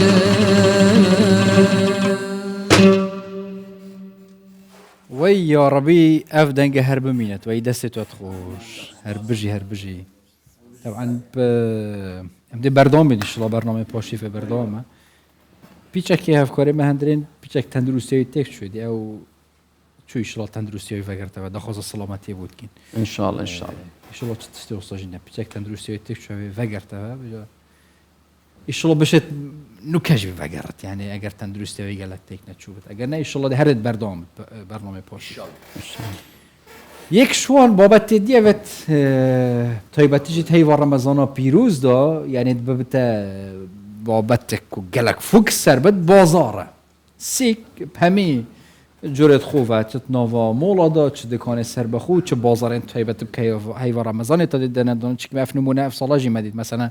بازار تایبت هيوا رمضان پیروز دا الهولير الدهوك الزاخو السليماني هاتين دانان جه دست خوشيه بس یا گرنگ چافدری کردن وان بازاره چافدری کردن لسرم بازاره نه به تایبت للان پارێزگا لەلایەن قایمقامیە چۆنە مثلا شتی باش دەبی بە کوالیتی بفرۆشرێ بە نرخی گونجای زۆر جار باز دەکرێت ئۆ نرخەکان زیاد کراون لە مانجی ڕەمەزانە پیرۆزە کەس ناتوانێت شت بکڕێ بە تایبەت لە کە نزیکی بوونەکان دەبین چ ڕەمەزان بی چ جەژن بی چ نەوروز بی حتا سەری ساڵی ژەوانە ئەوە ڕاستن یان نە چاودێریکردنا بازاری گشتی چاوایە تەیڤا ڕەمەزانە پیرۆز دا تایبەتیژی ئەفساڵە و گرێدای vê mijarê ka yani parêzgeha Hewlêrê û qayimqamiyeta Hewlêrê girêdayî vê mijarê bi taybetî jî çawa xwe hazir kiriye plana wana çawa ye çawa tîm têne da başkirin xwe de hez kir ev şeve bi rês rêjiyar Mihemed Şûmanî lê pirsîya wê moletên taybetî jî pêşeya dît gelme da bid gelek gelek bixêr hat zor spas endamê lêjneya bi taybetî jî ya dîv da çûna bazarê il Hewlêrê qayimqamê Hewlêrê gelek gelek bixêr hat زۆر سپاس صحتان چûne والله الحمد لله لەگەڵ ڕەمەزان وەزعتان باشین زۆر سپاس پیرۆز بابەتەکەمان باس کرد بەس دەمەوێت ببینە ناو تەفاسیلی بە تایبەت پلانی ئەم ساڵە بازار بەعام جوڵەی چوونە ئێستا بەراورد بە ساڵانی پێشووتر باشە خەڵک بکڕ و فرۆشیار و ئەوانە قەڕەباڵغەیان ئیتر کزە و مشکلەی ئابووری هەیە بەڵێ ئێمە وەکو قایمقامێتی قەزای ناوەندی هەولێر هەمیشە بەرنامەی خۆمان هەبووە بە تایبەت لە بۆ مانجی ڕەمەزانی پیرۆز مانجی ڕەمەزانی پیرۆز هیچ شتێک تەسیری لێ ناکەلەوەی لە گەورمگۆڕیەکەی کەم بێتەوە و ساڵ جگەلەوەی کەوا جەوەکەش ساردا بەڵام هەرگەم و گوڕی جارانی هەیە ئێستاگەر سەردانی بازار بکەی لە هەزار خەڵک هەر لە دەرەوەی و لە ناو بازارەکان کوڵی جممەی دێتن ئەوەی دیکە هەندێک تایبەتمەندی هەیە لە ناو بازارەکان کە بڵێ بە تایبەتتر لە مانجی ڕەمەزانی پیرۆزکە خەڵکەکی زۆر و کۆڵی ئەو شوێنانەی کەەوە بە تایبەتی خواردنگەن یان ئەوانی کەەوە شەربەت فرۆشن یان نانەوەخانەکان بەگشتی ئێستا چەند شیفتاتی خۆیان زیاد کردە لە ئەوەی تاکو پاشێ بتوانن کاڵاکانیان لە بەردەم هاوڵاتیان ساق بکەن یعنی بە کورد و کرمانجێک کەشەهەوا ساردە بەڵام بازار زمەی دێ بازار زمەی دێ بەڵێ ماشەڵڵا ئەوژی بەرەکەت ئەوش تایبەتمەندێکی مانجی ڕەمەزان مادەم بازار گەرمگوڕە دەبێت چاودێریش چرتر بێ حتمما چاودێری پلانی ئێوە چوون بۆ ئەمساڵ لە بوو مانجی ڕەمەزان چاودێریکردنی بازار چوونە بەڵێ ئێمە وەکو قایم قامەتی قەزای ناوەندی هەولێر زیاتر لە 35 لیژنەمان هەیە و جگە لەوەی کەوا لیژنەکانمان بە هەمەهەنگی لەگەڵ وەزارەتەکانی تەندروستی و گەشت و گوزار و زۆر جار لایەنی ئەوەی کە کاڵات داخلەکرێ لەگەڵ بەڕێوەبەراتی ئاسایشی هەولێر پەیوەندیمان زۆر تند و تۆڵە و زۆر باش خۆمان ئامادە کردووەوە توانیتمان تا ڕاددەچی باشکە چاودێریشی باش بکەنی بازار و نەوعەنمە بە دڵی هاوڵاتی تا ئێستا لە مانجی ڕەمەزانە پیرۆز سەرپێچی هەبووە بازرگان سەرپێچی کردووی مەسەڵەن زۆر کارە سات بێت چکە هەندێکمان بینی و بەڕاستی ئەو مەسەن خۆرمە دەست بە سەرکرایەش بابەتی دیکەیە بڵێ حتمما لە مانجی ڕەمەزانی پیرۆزیش بەداخەوە هەندێک کەس هەیەکەوە وجدانی ڕێی پێدا کە کاڵای کوالێتی نزم بینیتە ناو بازار بەڵام دوازەر لەبەرەوەی لێژنەکانمان چاوکراون و برانی ئاسایش لە بازەکان بەڕێوەبەراتی بازگەکانی هەولێر چاوکراوەتر بووینە توانیتمان تا ڕادەیەکی باش ئەوە بکەین سەیتەڕە بکەین بەڵگەش ئەوەیە کە هەروەکو جەنابیشت باست کرد ئەو کاڵانەی کەەوە دەستیان بەسەردا ئەگیرێ لە بەرامبەر ئەوەیە کە لێژنەکان چاوکراوەترن و باش کاڵ هەبوو مەسەرەن مەوادی زۆربی لە بازار ئیتر خەڵک کڕین و فروشتنی پێکرابی کە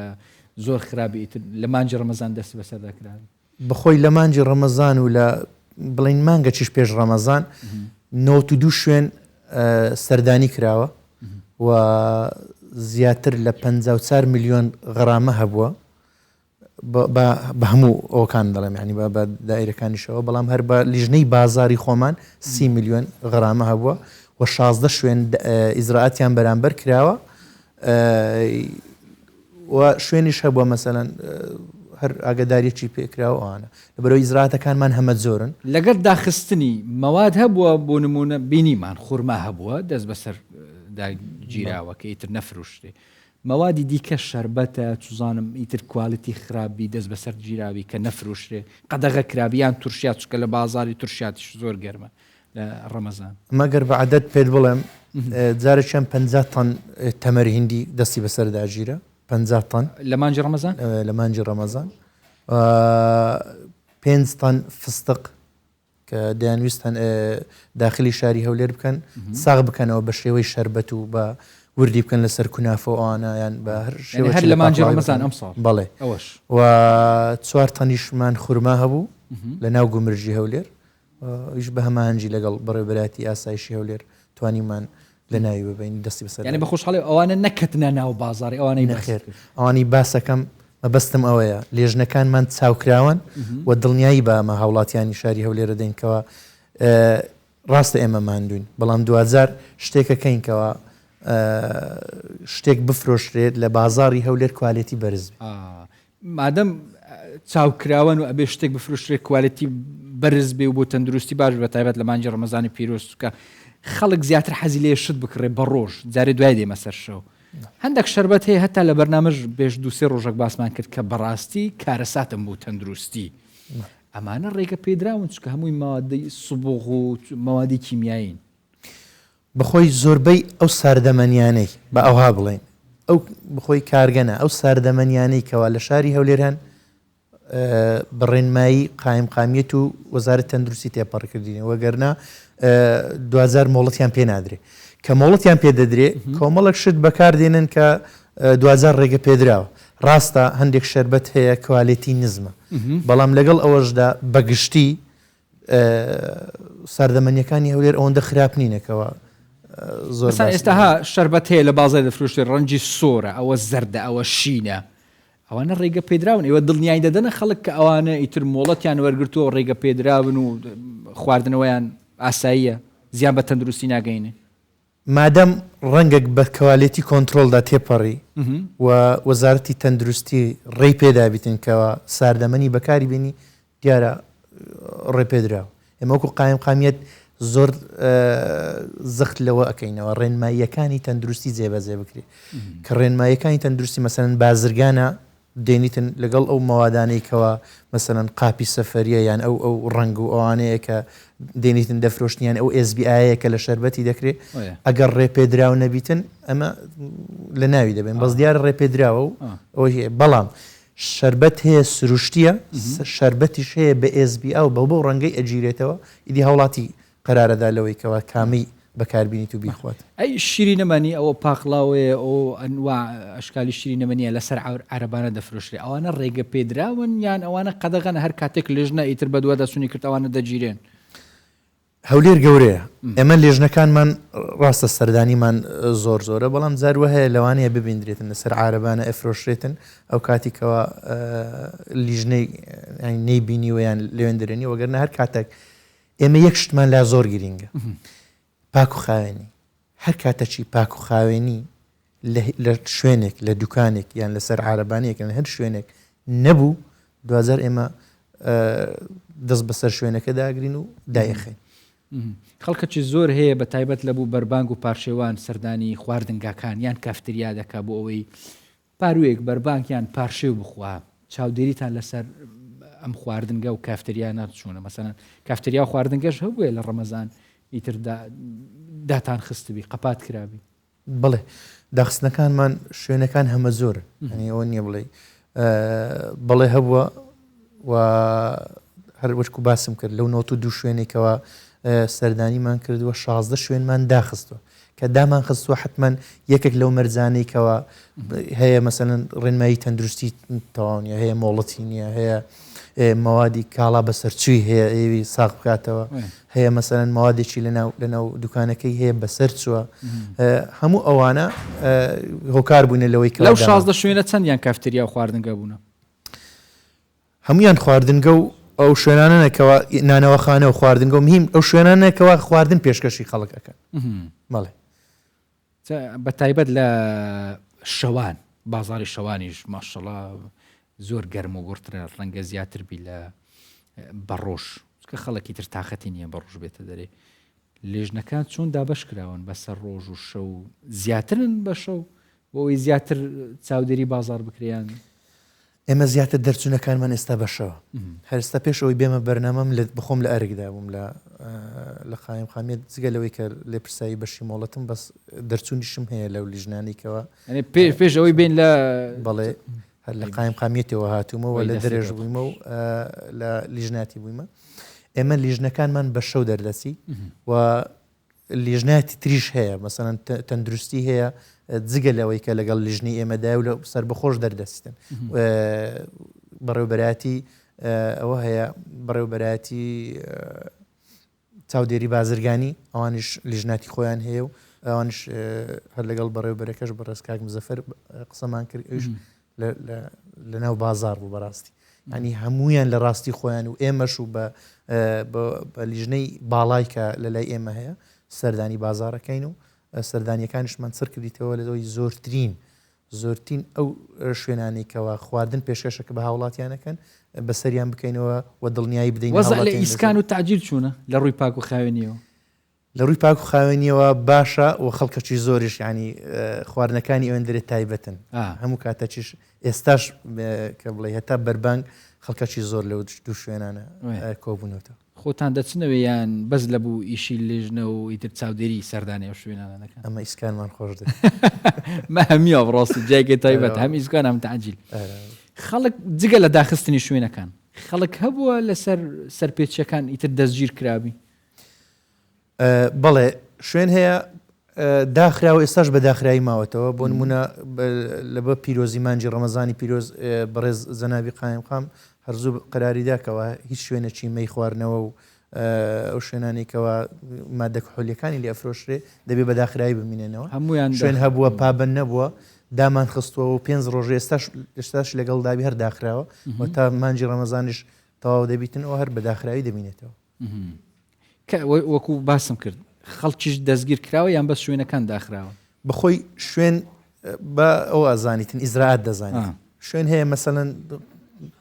پاک و خاوێن نییە ئەمە شوێنەکەی دادەخەین شوێنیش هەیە بە دای دەخەین تاکو و ئیزراعاتی لەگەڵ دەکەین پێبژاردنە ئەوەی کە پێی دەکرێتن شوێنش هەیە ئەوراقی ئەو حکەمەی لۆ ئەکرێتەوە داواکاری بڵێ دەستە بەردەم دادگا و لێوێندەرێکی سەکەیەک لای یەکرێتەوە هەموو کاتێک هەموو هێزێک هەموو لێژنەیەکی چاودێریکردن پێویستیان بە هاوکاری هاوڵاتیانیشە حتممە چکە ڕەنگە ئێوە ینی نتوانین هەموو شوێنێک کۆنتترۆلکەن لە بۆ ئەو مەسلەی کۆنتترۆلکردنی بازار بە تایبەت ئەگەر کاڵایەک ماوەی بەسەر چوبی خواردنێکی تر تاو نەبی یان شوێنێک خاوێن نەبی چون پەیوەندیتان پێوە بکەن یان هەتا چ ڕادەیەک هاوڵاتی شاوکارن لەگەڵ ئێوە لە بۆ ئەو مەسلەیە ئێمە لە ڕێگای ئەلبەتە پێشەوەی کە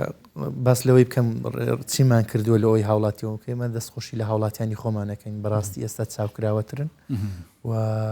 زۆرترین هەواڵمان پێ ئەدەن ڕۆژانە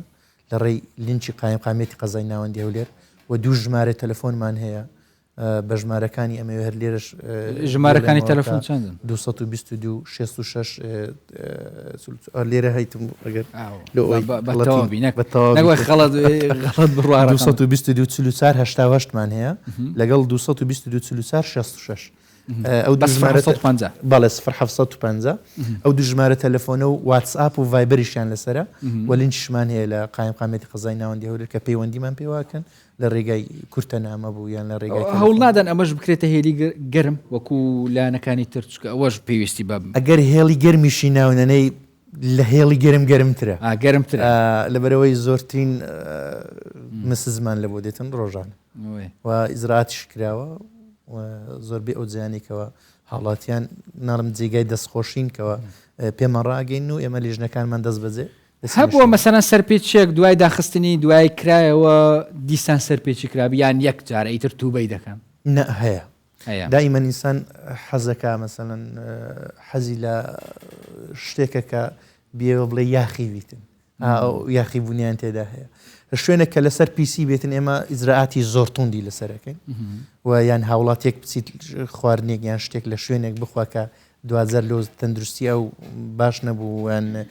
پێ تێک بچوبی ئەماوان لەو شوێنانە تونترین و شوێنیش هەیەکەوە ئیزراعاتی هەندێک بەسی توانێ دەیانکەینەوە بەڵام لە کاتی دووبارەکردنەوە حتمما ڕێکارەکانمان قڕسترن تونتر بۆ مەسلەی مۆڵەکان ماشەڵڵا ئێستا مۆڵیش زۆرن لە هەولێر و ناوچەکانی تریشی کوردستان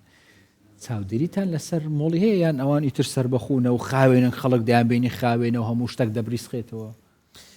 شتێک کە خواردنی تێدا بوو ئێمە چاودێری زیاتر لەسەر ئەوواکەین بە تایبەت لە مانجی ڕەمەزان کە خواستەی زۆرتری لەسرە هەر مۆڵێکەوە ئەو بەشانەی هەبێ بڵێ سەردانیمان زیاتر هەیە و ئەوانی دیکەش سەردانیمان هەیە بەڵام زیاتر ئەو شوێنەی کەوا خواردنی پێشکەش بە هاوڵاتیانەکە هەر شوێنێک لە هەر شوێنێک لە مۆڵبی با لە بازارەکانی شعبیبی با لە هەر شوێنێکی کەوا سیاحی بی یانیش میلیبی ئێمە سەردانیەمان هەیە و چاودێریی توندمان لەسەر بازار هەیە ئەی بازار هەتا چ ڕادە لەگەڵ ئێوە هاوکارە بۆ نوێکردنەوەی مۆڵەتە سەردانیکردنی ئێوەیە هەر شتێککە پێویستبی لە بۆ خاوێنی و جوانی شوێنی خۆیان جاری یەکەم جار دوایەوە بۆ هاوڵاتیان بەڵێ بەگشتی ئەتوانین بڵین باشە هاوڵاتی دێت بۆ نۆژەنکردنەوەی مۆڵەت و بۆ پابەندە بەڕێنماییەکان بەڵام هەیە هەشە پابەن نابیت و حەزی لێ مەسەلەن تا لێژنە نەچیتن کەم تەرخەمیەکە لە نوێکردنەوەی مۆڵەت و ئەوانە ئەوژە دوازار بەخۆی تووشی غڕاماتە بیتن کە لەوەی چەند مانگێک بەسەر مۆڵەتیدا تێپەڕیان چەند ساڵێ زیاترین ئەو حالەتانی کە ها دووبارە دەبنەوە لە ناو هەولێر چه حالەتێکن هی سەرپێچی حاڵەتی سەرپێچی بەگشتی ئەو شوێنانن کەەوە یەک نانەوەخانەکان زۆر جار لە مەسئلەی ئەنگوتک قیاسیان گوتوانە وەزنەوانە و خواردەمەنیەکان لە حاڵەتی مەسەن ئێستا دەڵێن گۆشتگران بووە یەکسەر گرانی دەکاگەر بزانی چاودێری نییە کافتریاکانیش لەو مەسەلەی مۆڵەت و ئەوانە زۆر گوێی پێ نادەن بەگشتی ناهانی لەگە ڕێزم هاتیە سەر مەسەلەی کافتری ئەوانە باشە نەرگی لە خۆی خراپە زۆر جار مەسەلەن لە ڕووی تەندروستی ئەمەش باسمان کرد و میوانیشمان هەبوو پێشی دووسێشەوە چاودێریتان لەسەر مەسائلی نەرگیلە و ئەو شتانە چی ئەو کافتریان نەنەی کە نەرگیلیان هەیە مەسەلەن کاکە هەر خراپە بەڵام خراپیەکەی کەمتر بیت چکە هەندێک شوێن هەیە بێحەت پیسە هەتا نێرگەلەشیان بەڵێ بخۆی هەموو ئەو شوێنانێکەوە نێرگەلەی ئەفرۆشن دەبی بەشێکی تایبەتیان بە نێرگەلە هەویت لە ڕووی ئامادەکردنەوە و ئێستاش خۆشببختانە ینی هاوڵاتی هەیە ناستە شوێنێکە هەیە ناستە شوێنێکە بڵێ دووکەڵی زۆر لێ لێ ڕێکارەکان تون کراینەوە لەوەیکەوە هەواچێشی زۆر لێوی و نێرگەلش ئێستا بووتە شتێکەوە زۆرترین فرۆشتی هەیە دیاردێ سەرەتا باسی نرخم کرد مەسان زۆر جار خەڵک هەیە لە کاتی بۆنەکانەوە ڕەمەزانە ئەوە جژنەکانە ئەوە نەوروزە سەرساڵە خەڵک هاوڵاتی گلەی دەکات دەڵێ ئۆ دیسان بازار گران بووە نرخی کەلوپەل و شتومە کەلوپەلی خواردن هەمووی گران بوویتەوە فروشیارەکانیش دەڵێن نەخێر وەکو خوێتی ئێوە چاودێریتان چوونە لەسەر بازار لە ڕووی نرخەوە کەشتەکان گران نەبی ئەسڵەن دەبی هاوکاریەکەش هەبی زیاتر هەرزان بکرێ ئێمە چاودێریەکانمان زۆر چڕە و زۆر وردین لەوەی نرخ خاوێنی ئەوانی کە باسمان کرد نرخ لەو پێش ئێستاکە لەگەڵ ئەو دۆلار بەرزبوونەوەی بڵێ دۆلار خەڵکە هەبووکەوە ئیستیغلالی دەکرد بەڕاستی بەڵام لەبەرەوەی هەموو هەناردەکردنێک هەموو بڵێ کاڵایەک بە دۆلار بوو شتێکمان کردبوو کە هاوسەنجێکمان ڕاگررت بوو بەڵام لەگەڵەوەش بڵێ هەندێک بەرزبوونەوەی بەخۆوە بینی بوو ئەو دولار هەموو شتە شتێکدا ئەو دۆلارە لە مەسلحەتی منە بوو زۆر مادی کرد بەڵام لە مەسلحەتی خەڵک ئێوە شتێکتان کرد کە ئیتر گرانبوونەک نەبی کە ئیتر خەڵک نەتوانێت هەمیشە ئیشمان کارمان لەسەرەوەی کردەوە کە 2000 هاوڵاتی بزانێکەوە چاودێری هەیە بەڵام هەتا ئەو ئاستێکەوە لە دەسەڵاتی ئێمەدایە بەڕاستی ینی نرخی بەرزبوونەوەی دۆلار لە ئەوی مە نەبوو لە دەسەڵاتی ئێمە نەبوو گەلەگەلک سپۆز بووە هین کارێکی پیرۆستکردنی شڵۆ باشتر بێت زیاتر وڵاتی دیت ڕازی بن ئەف تشت سەرپێچێن هەین ئەمە تەمامی نەمینن زیاتر بازرگان هەست بە بەرپرسیارەتیە بکرد زەمیر هەبەتی شڵە ڕێزریژر گەلەگەلک سپۆز بووە گەلە خۆشحاڵ بین دوێنێ حاضر دوبار ڕەمەزانە پیرۆز هەر بژ گەلەگەلە بخێرات چونن کولی چەشت دەدەمێن بەس طبعا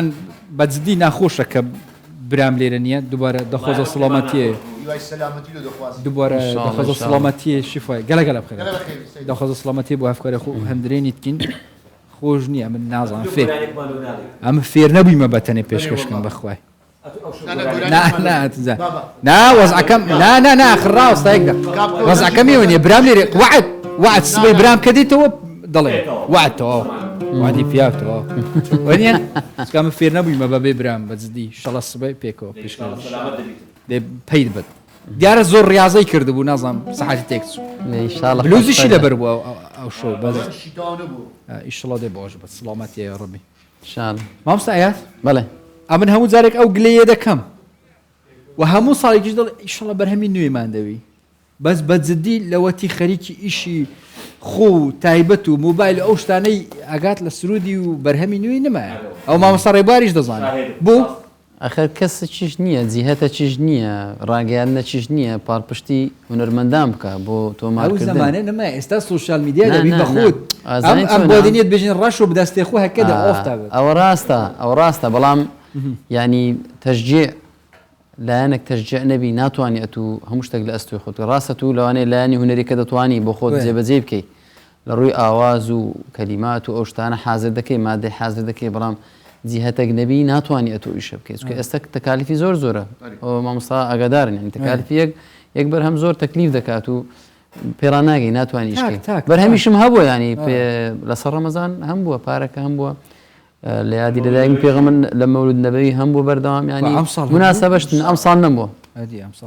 ئەم ساڵ نەبوونا پۆر یا پۆرە ئەم ساڵە ئەم کوڕێت ئەم ساڵ ئەوە بەرهەمی نوێمانەی شاڵە ئێستا پێشکەش ئەو بەرنامەیە ئەو بەرنامە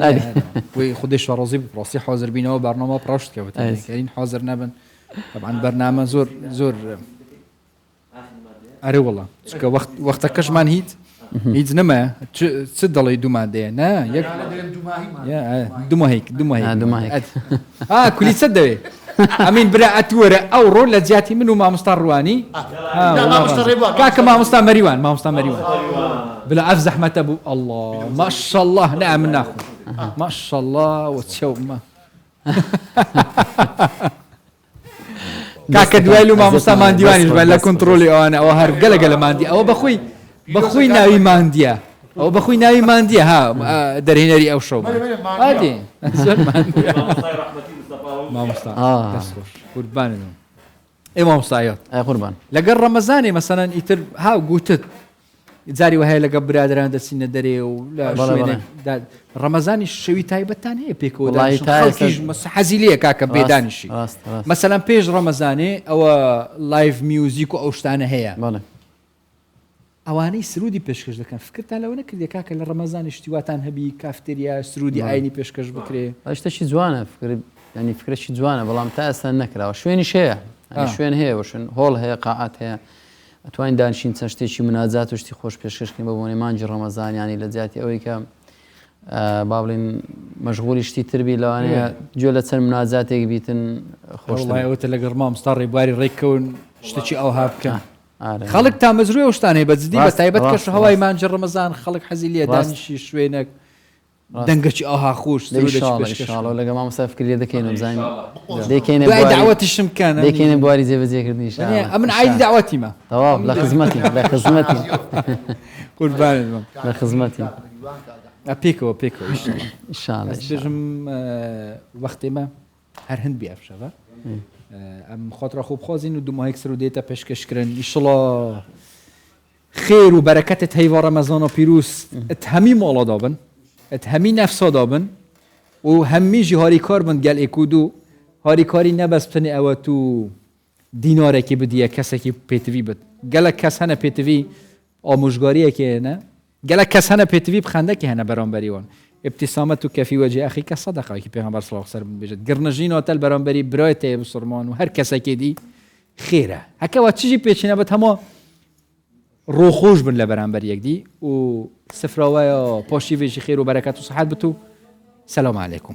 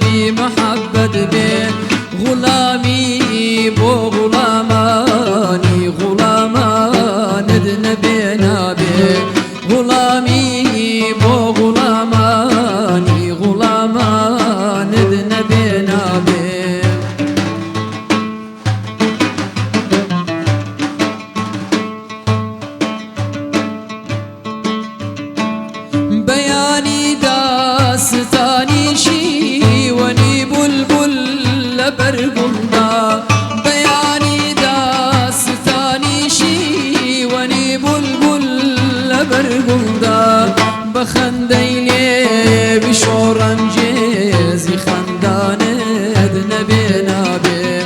بخندي لي بشورنجيزي خندان نبينا به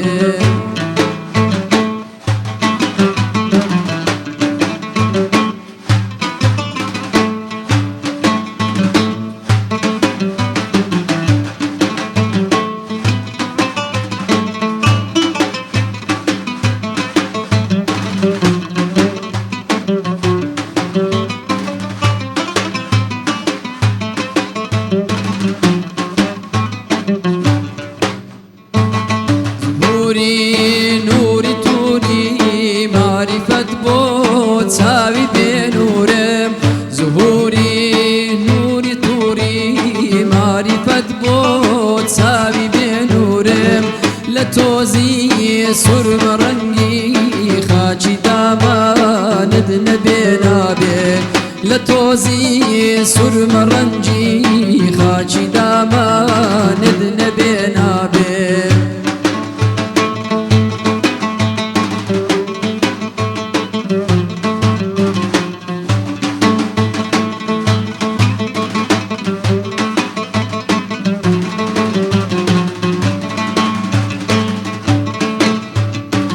سلم مستور سينمني سراحي دي دشكمني سلم سمتور سينمني سراحي دي دشكمني من ذيمي نوايني لديوان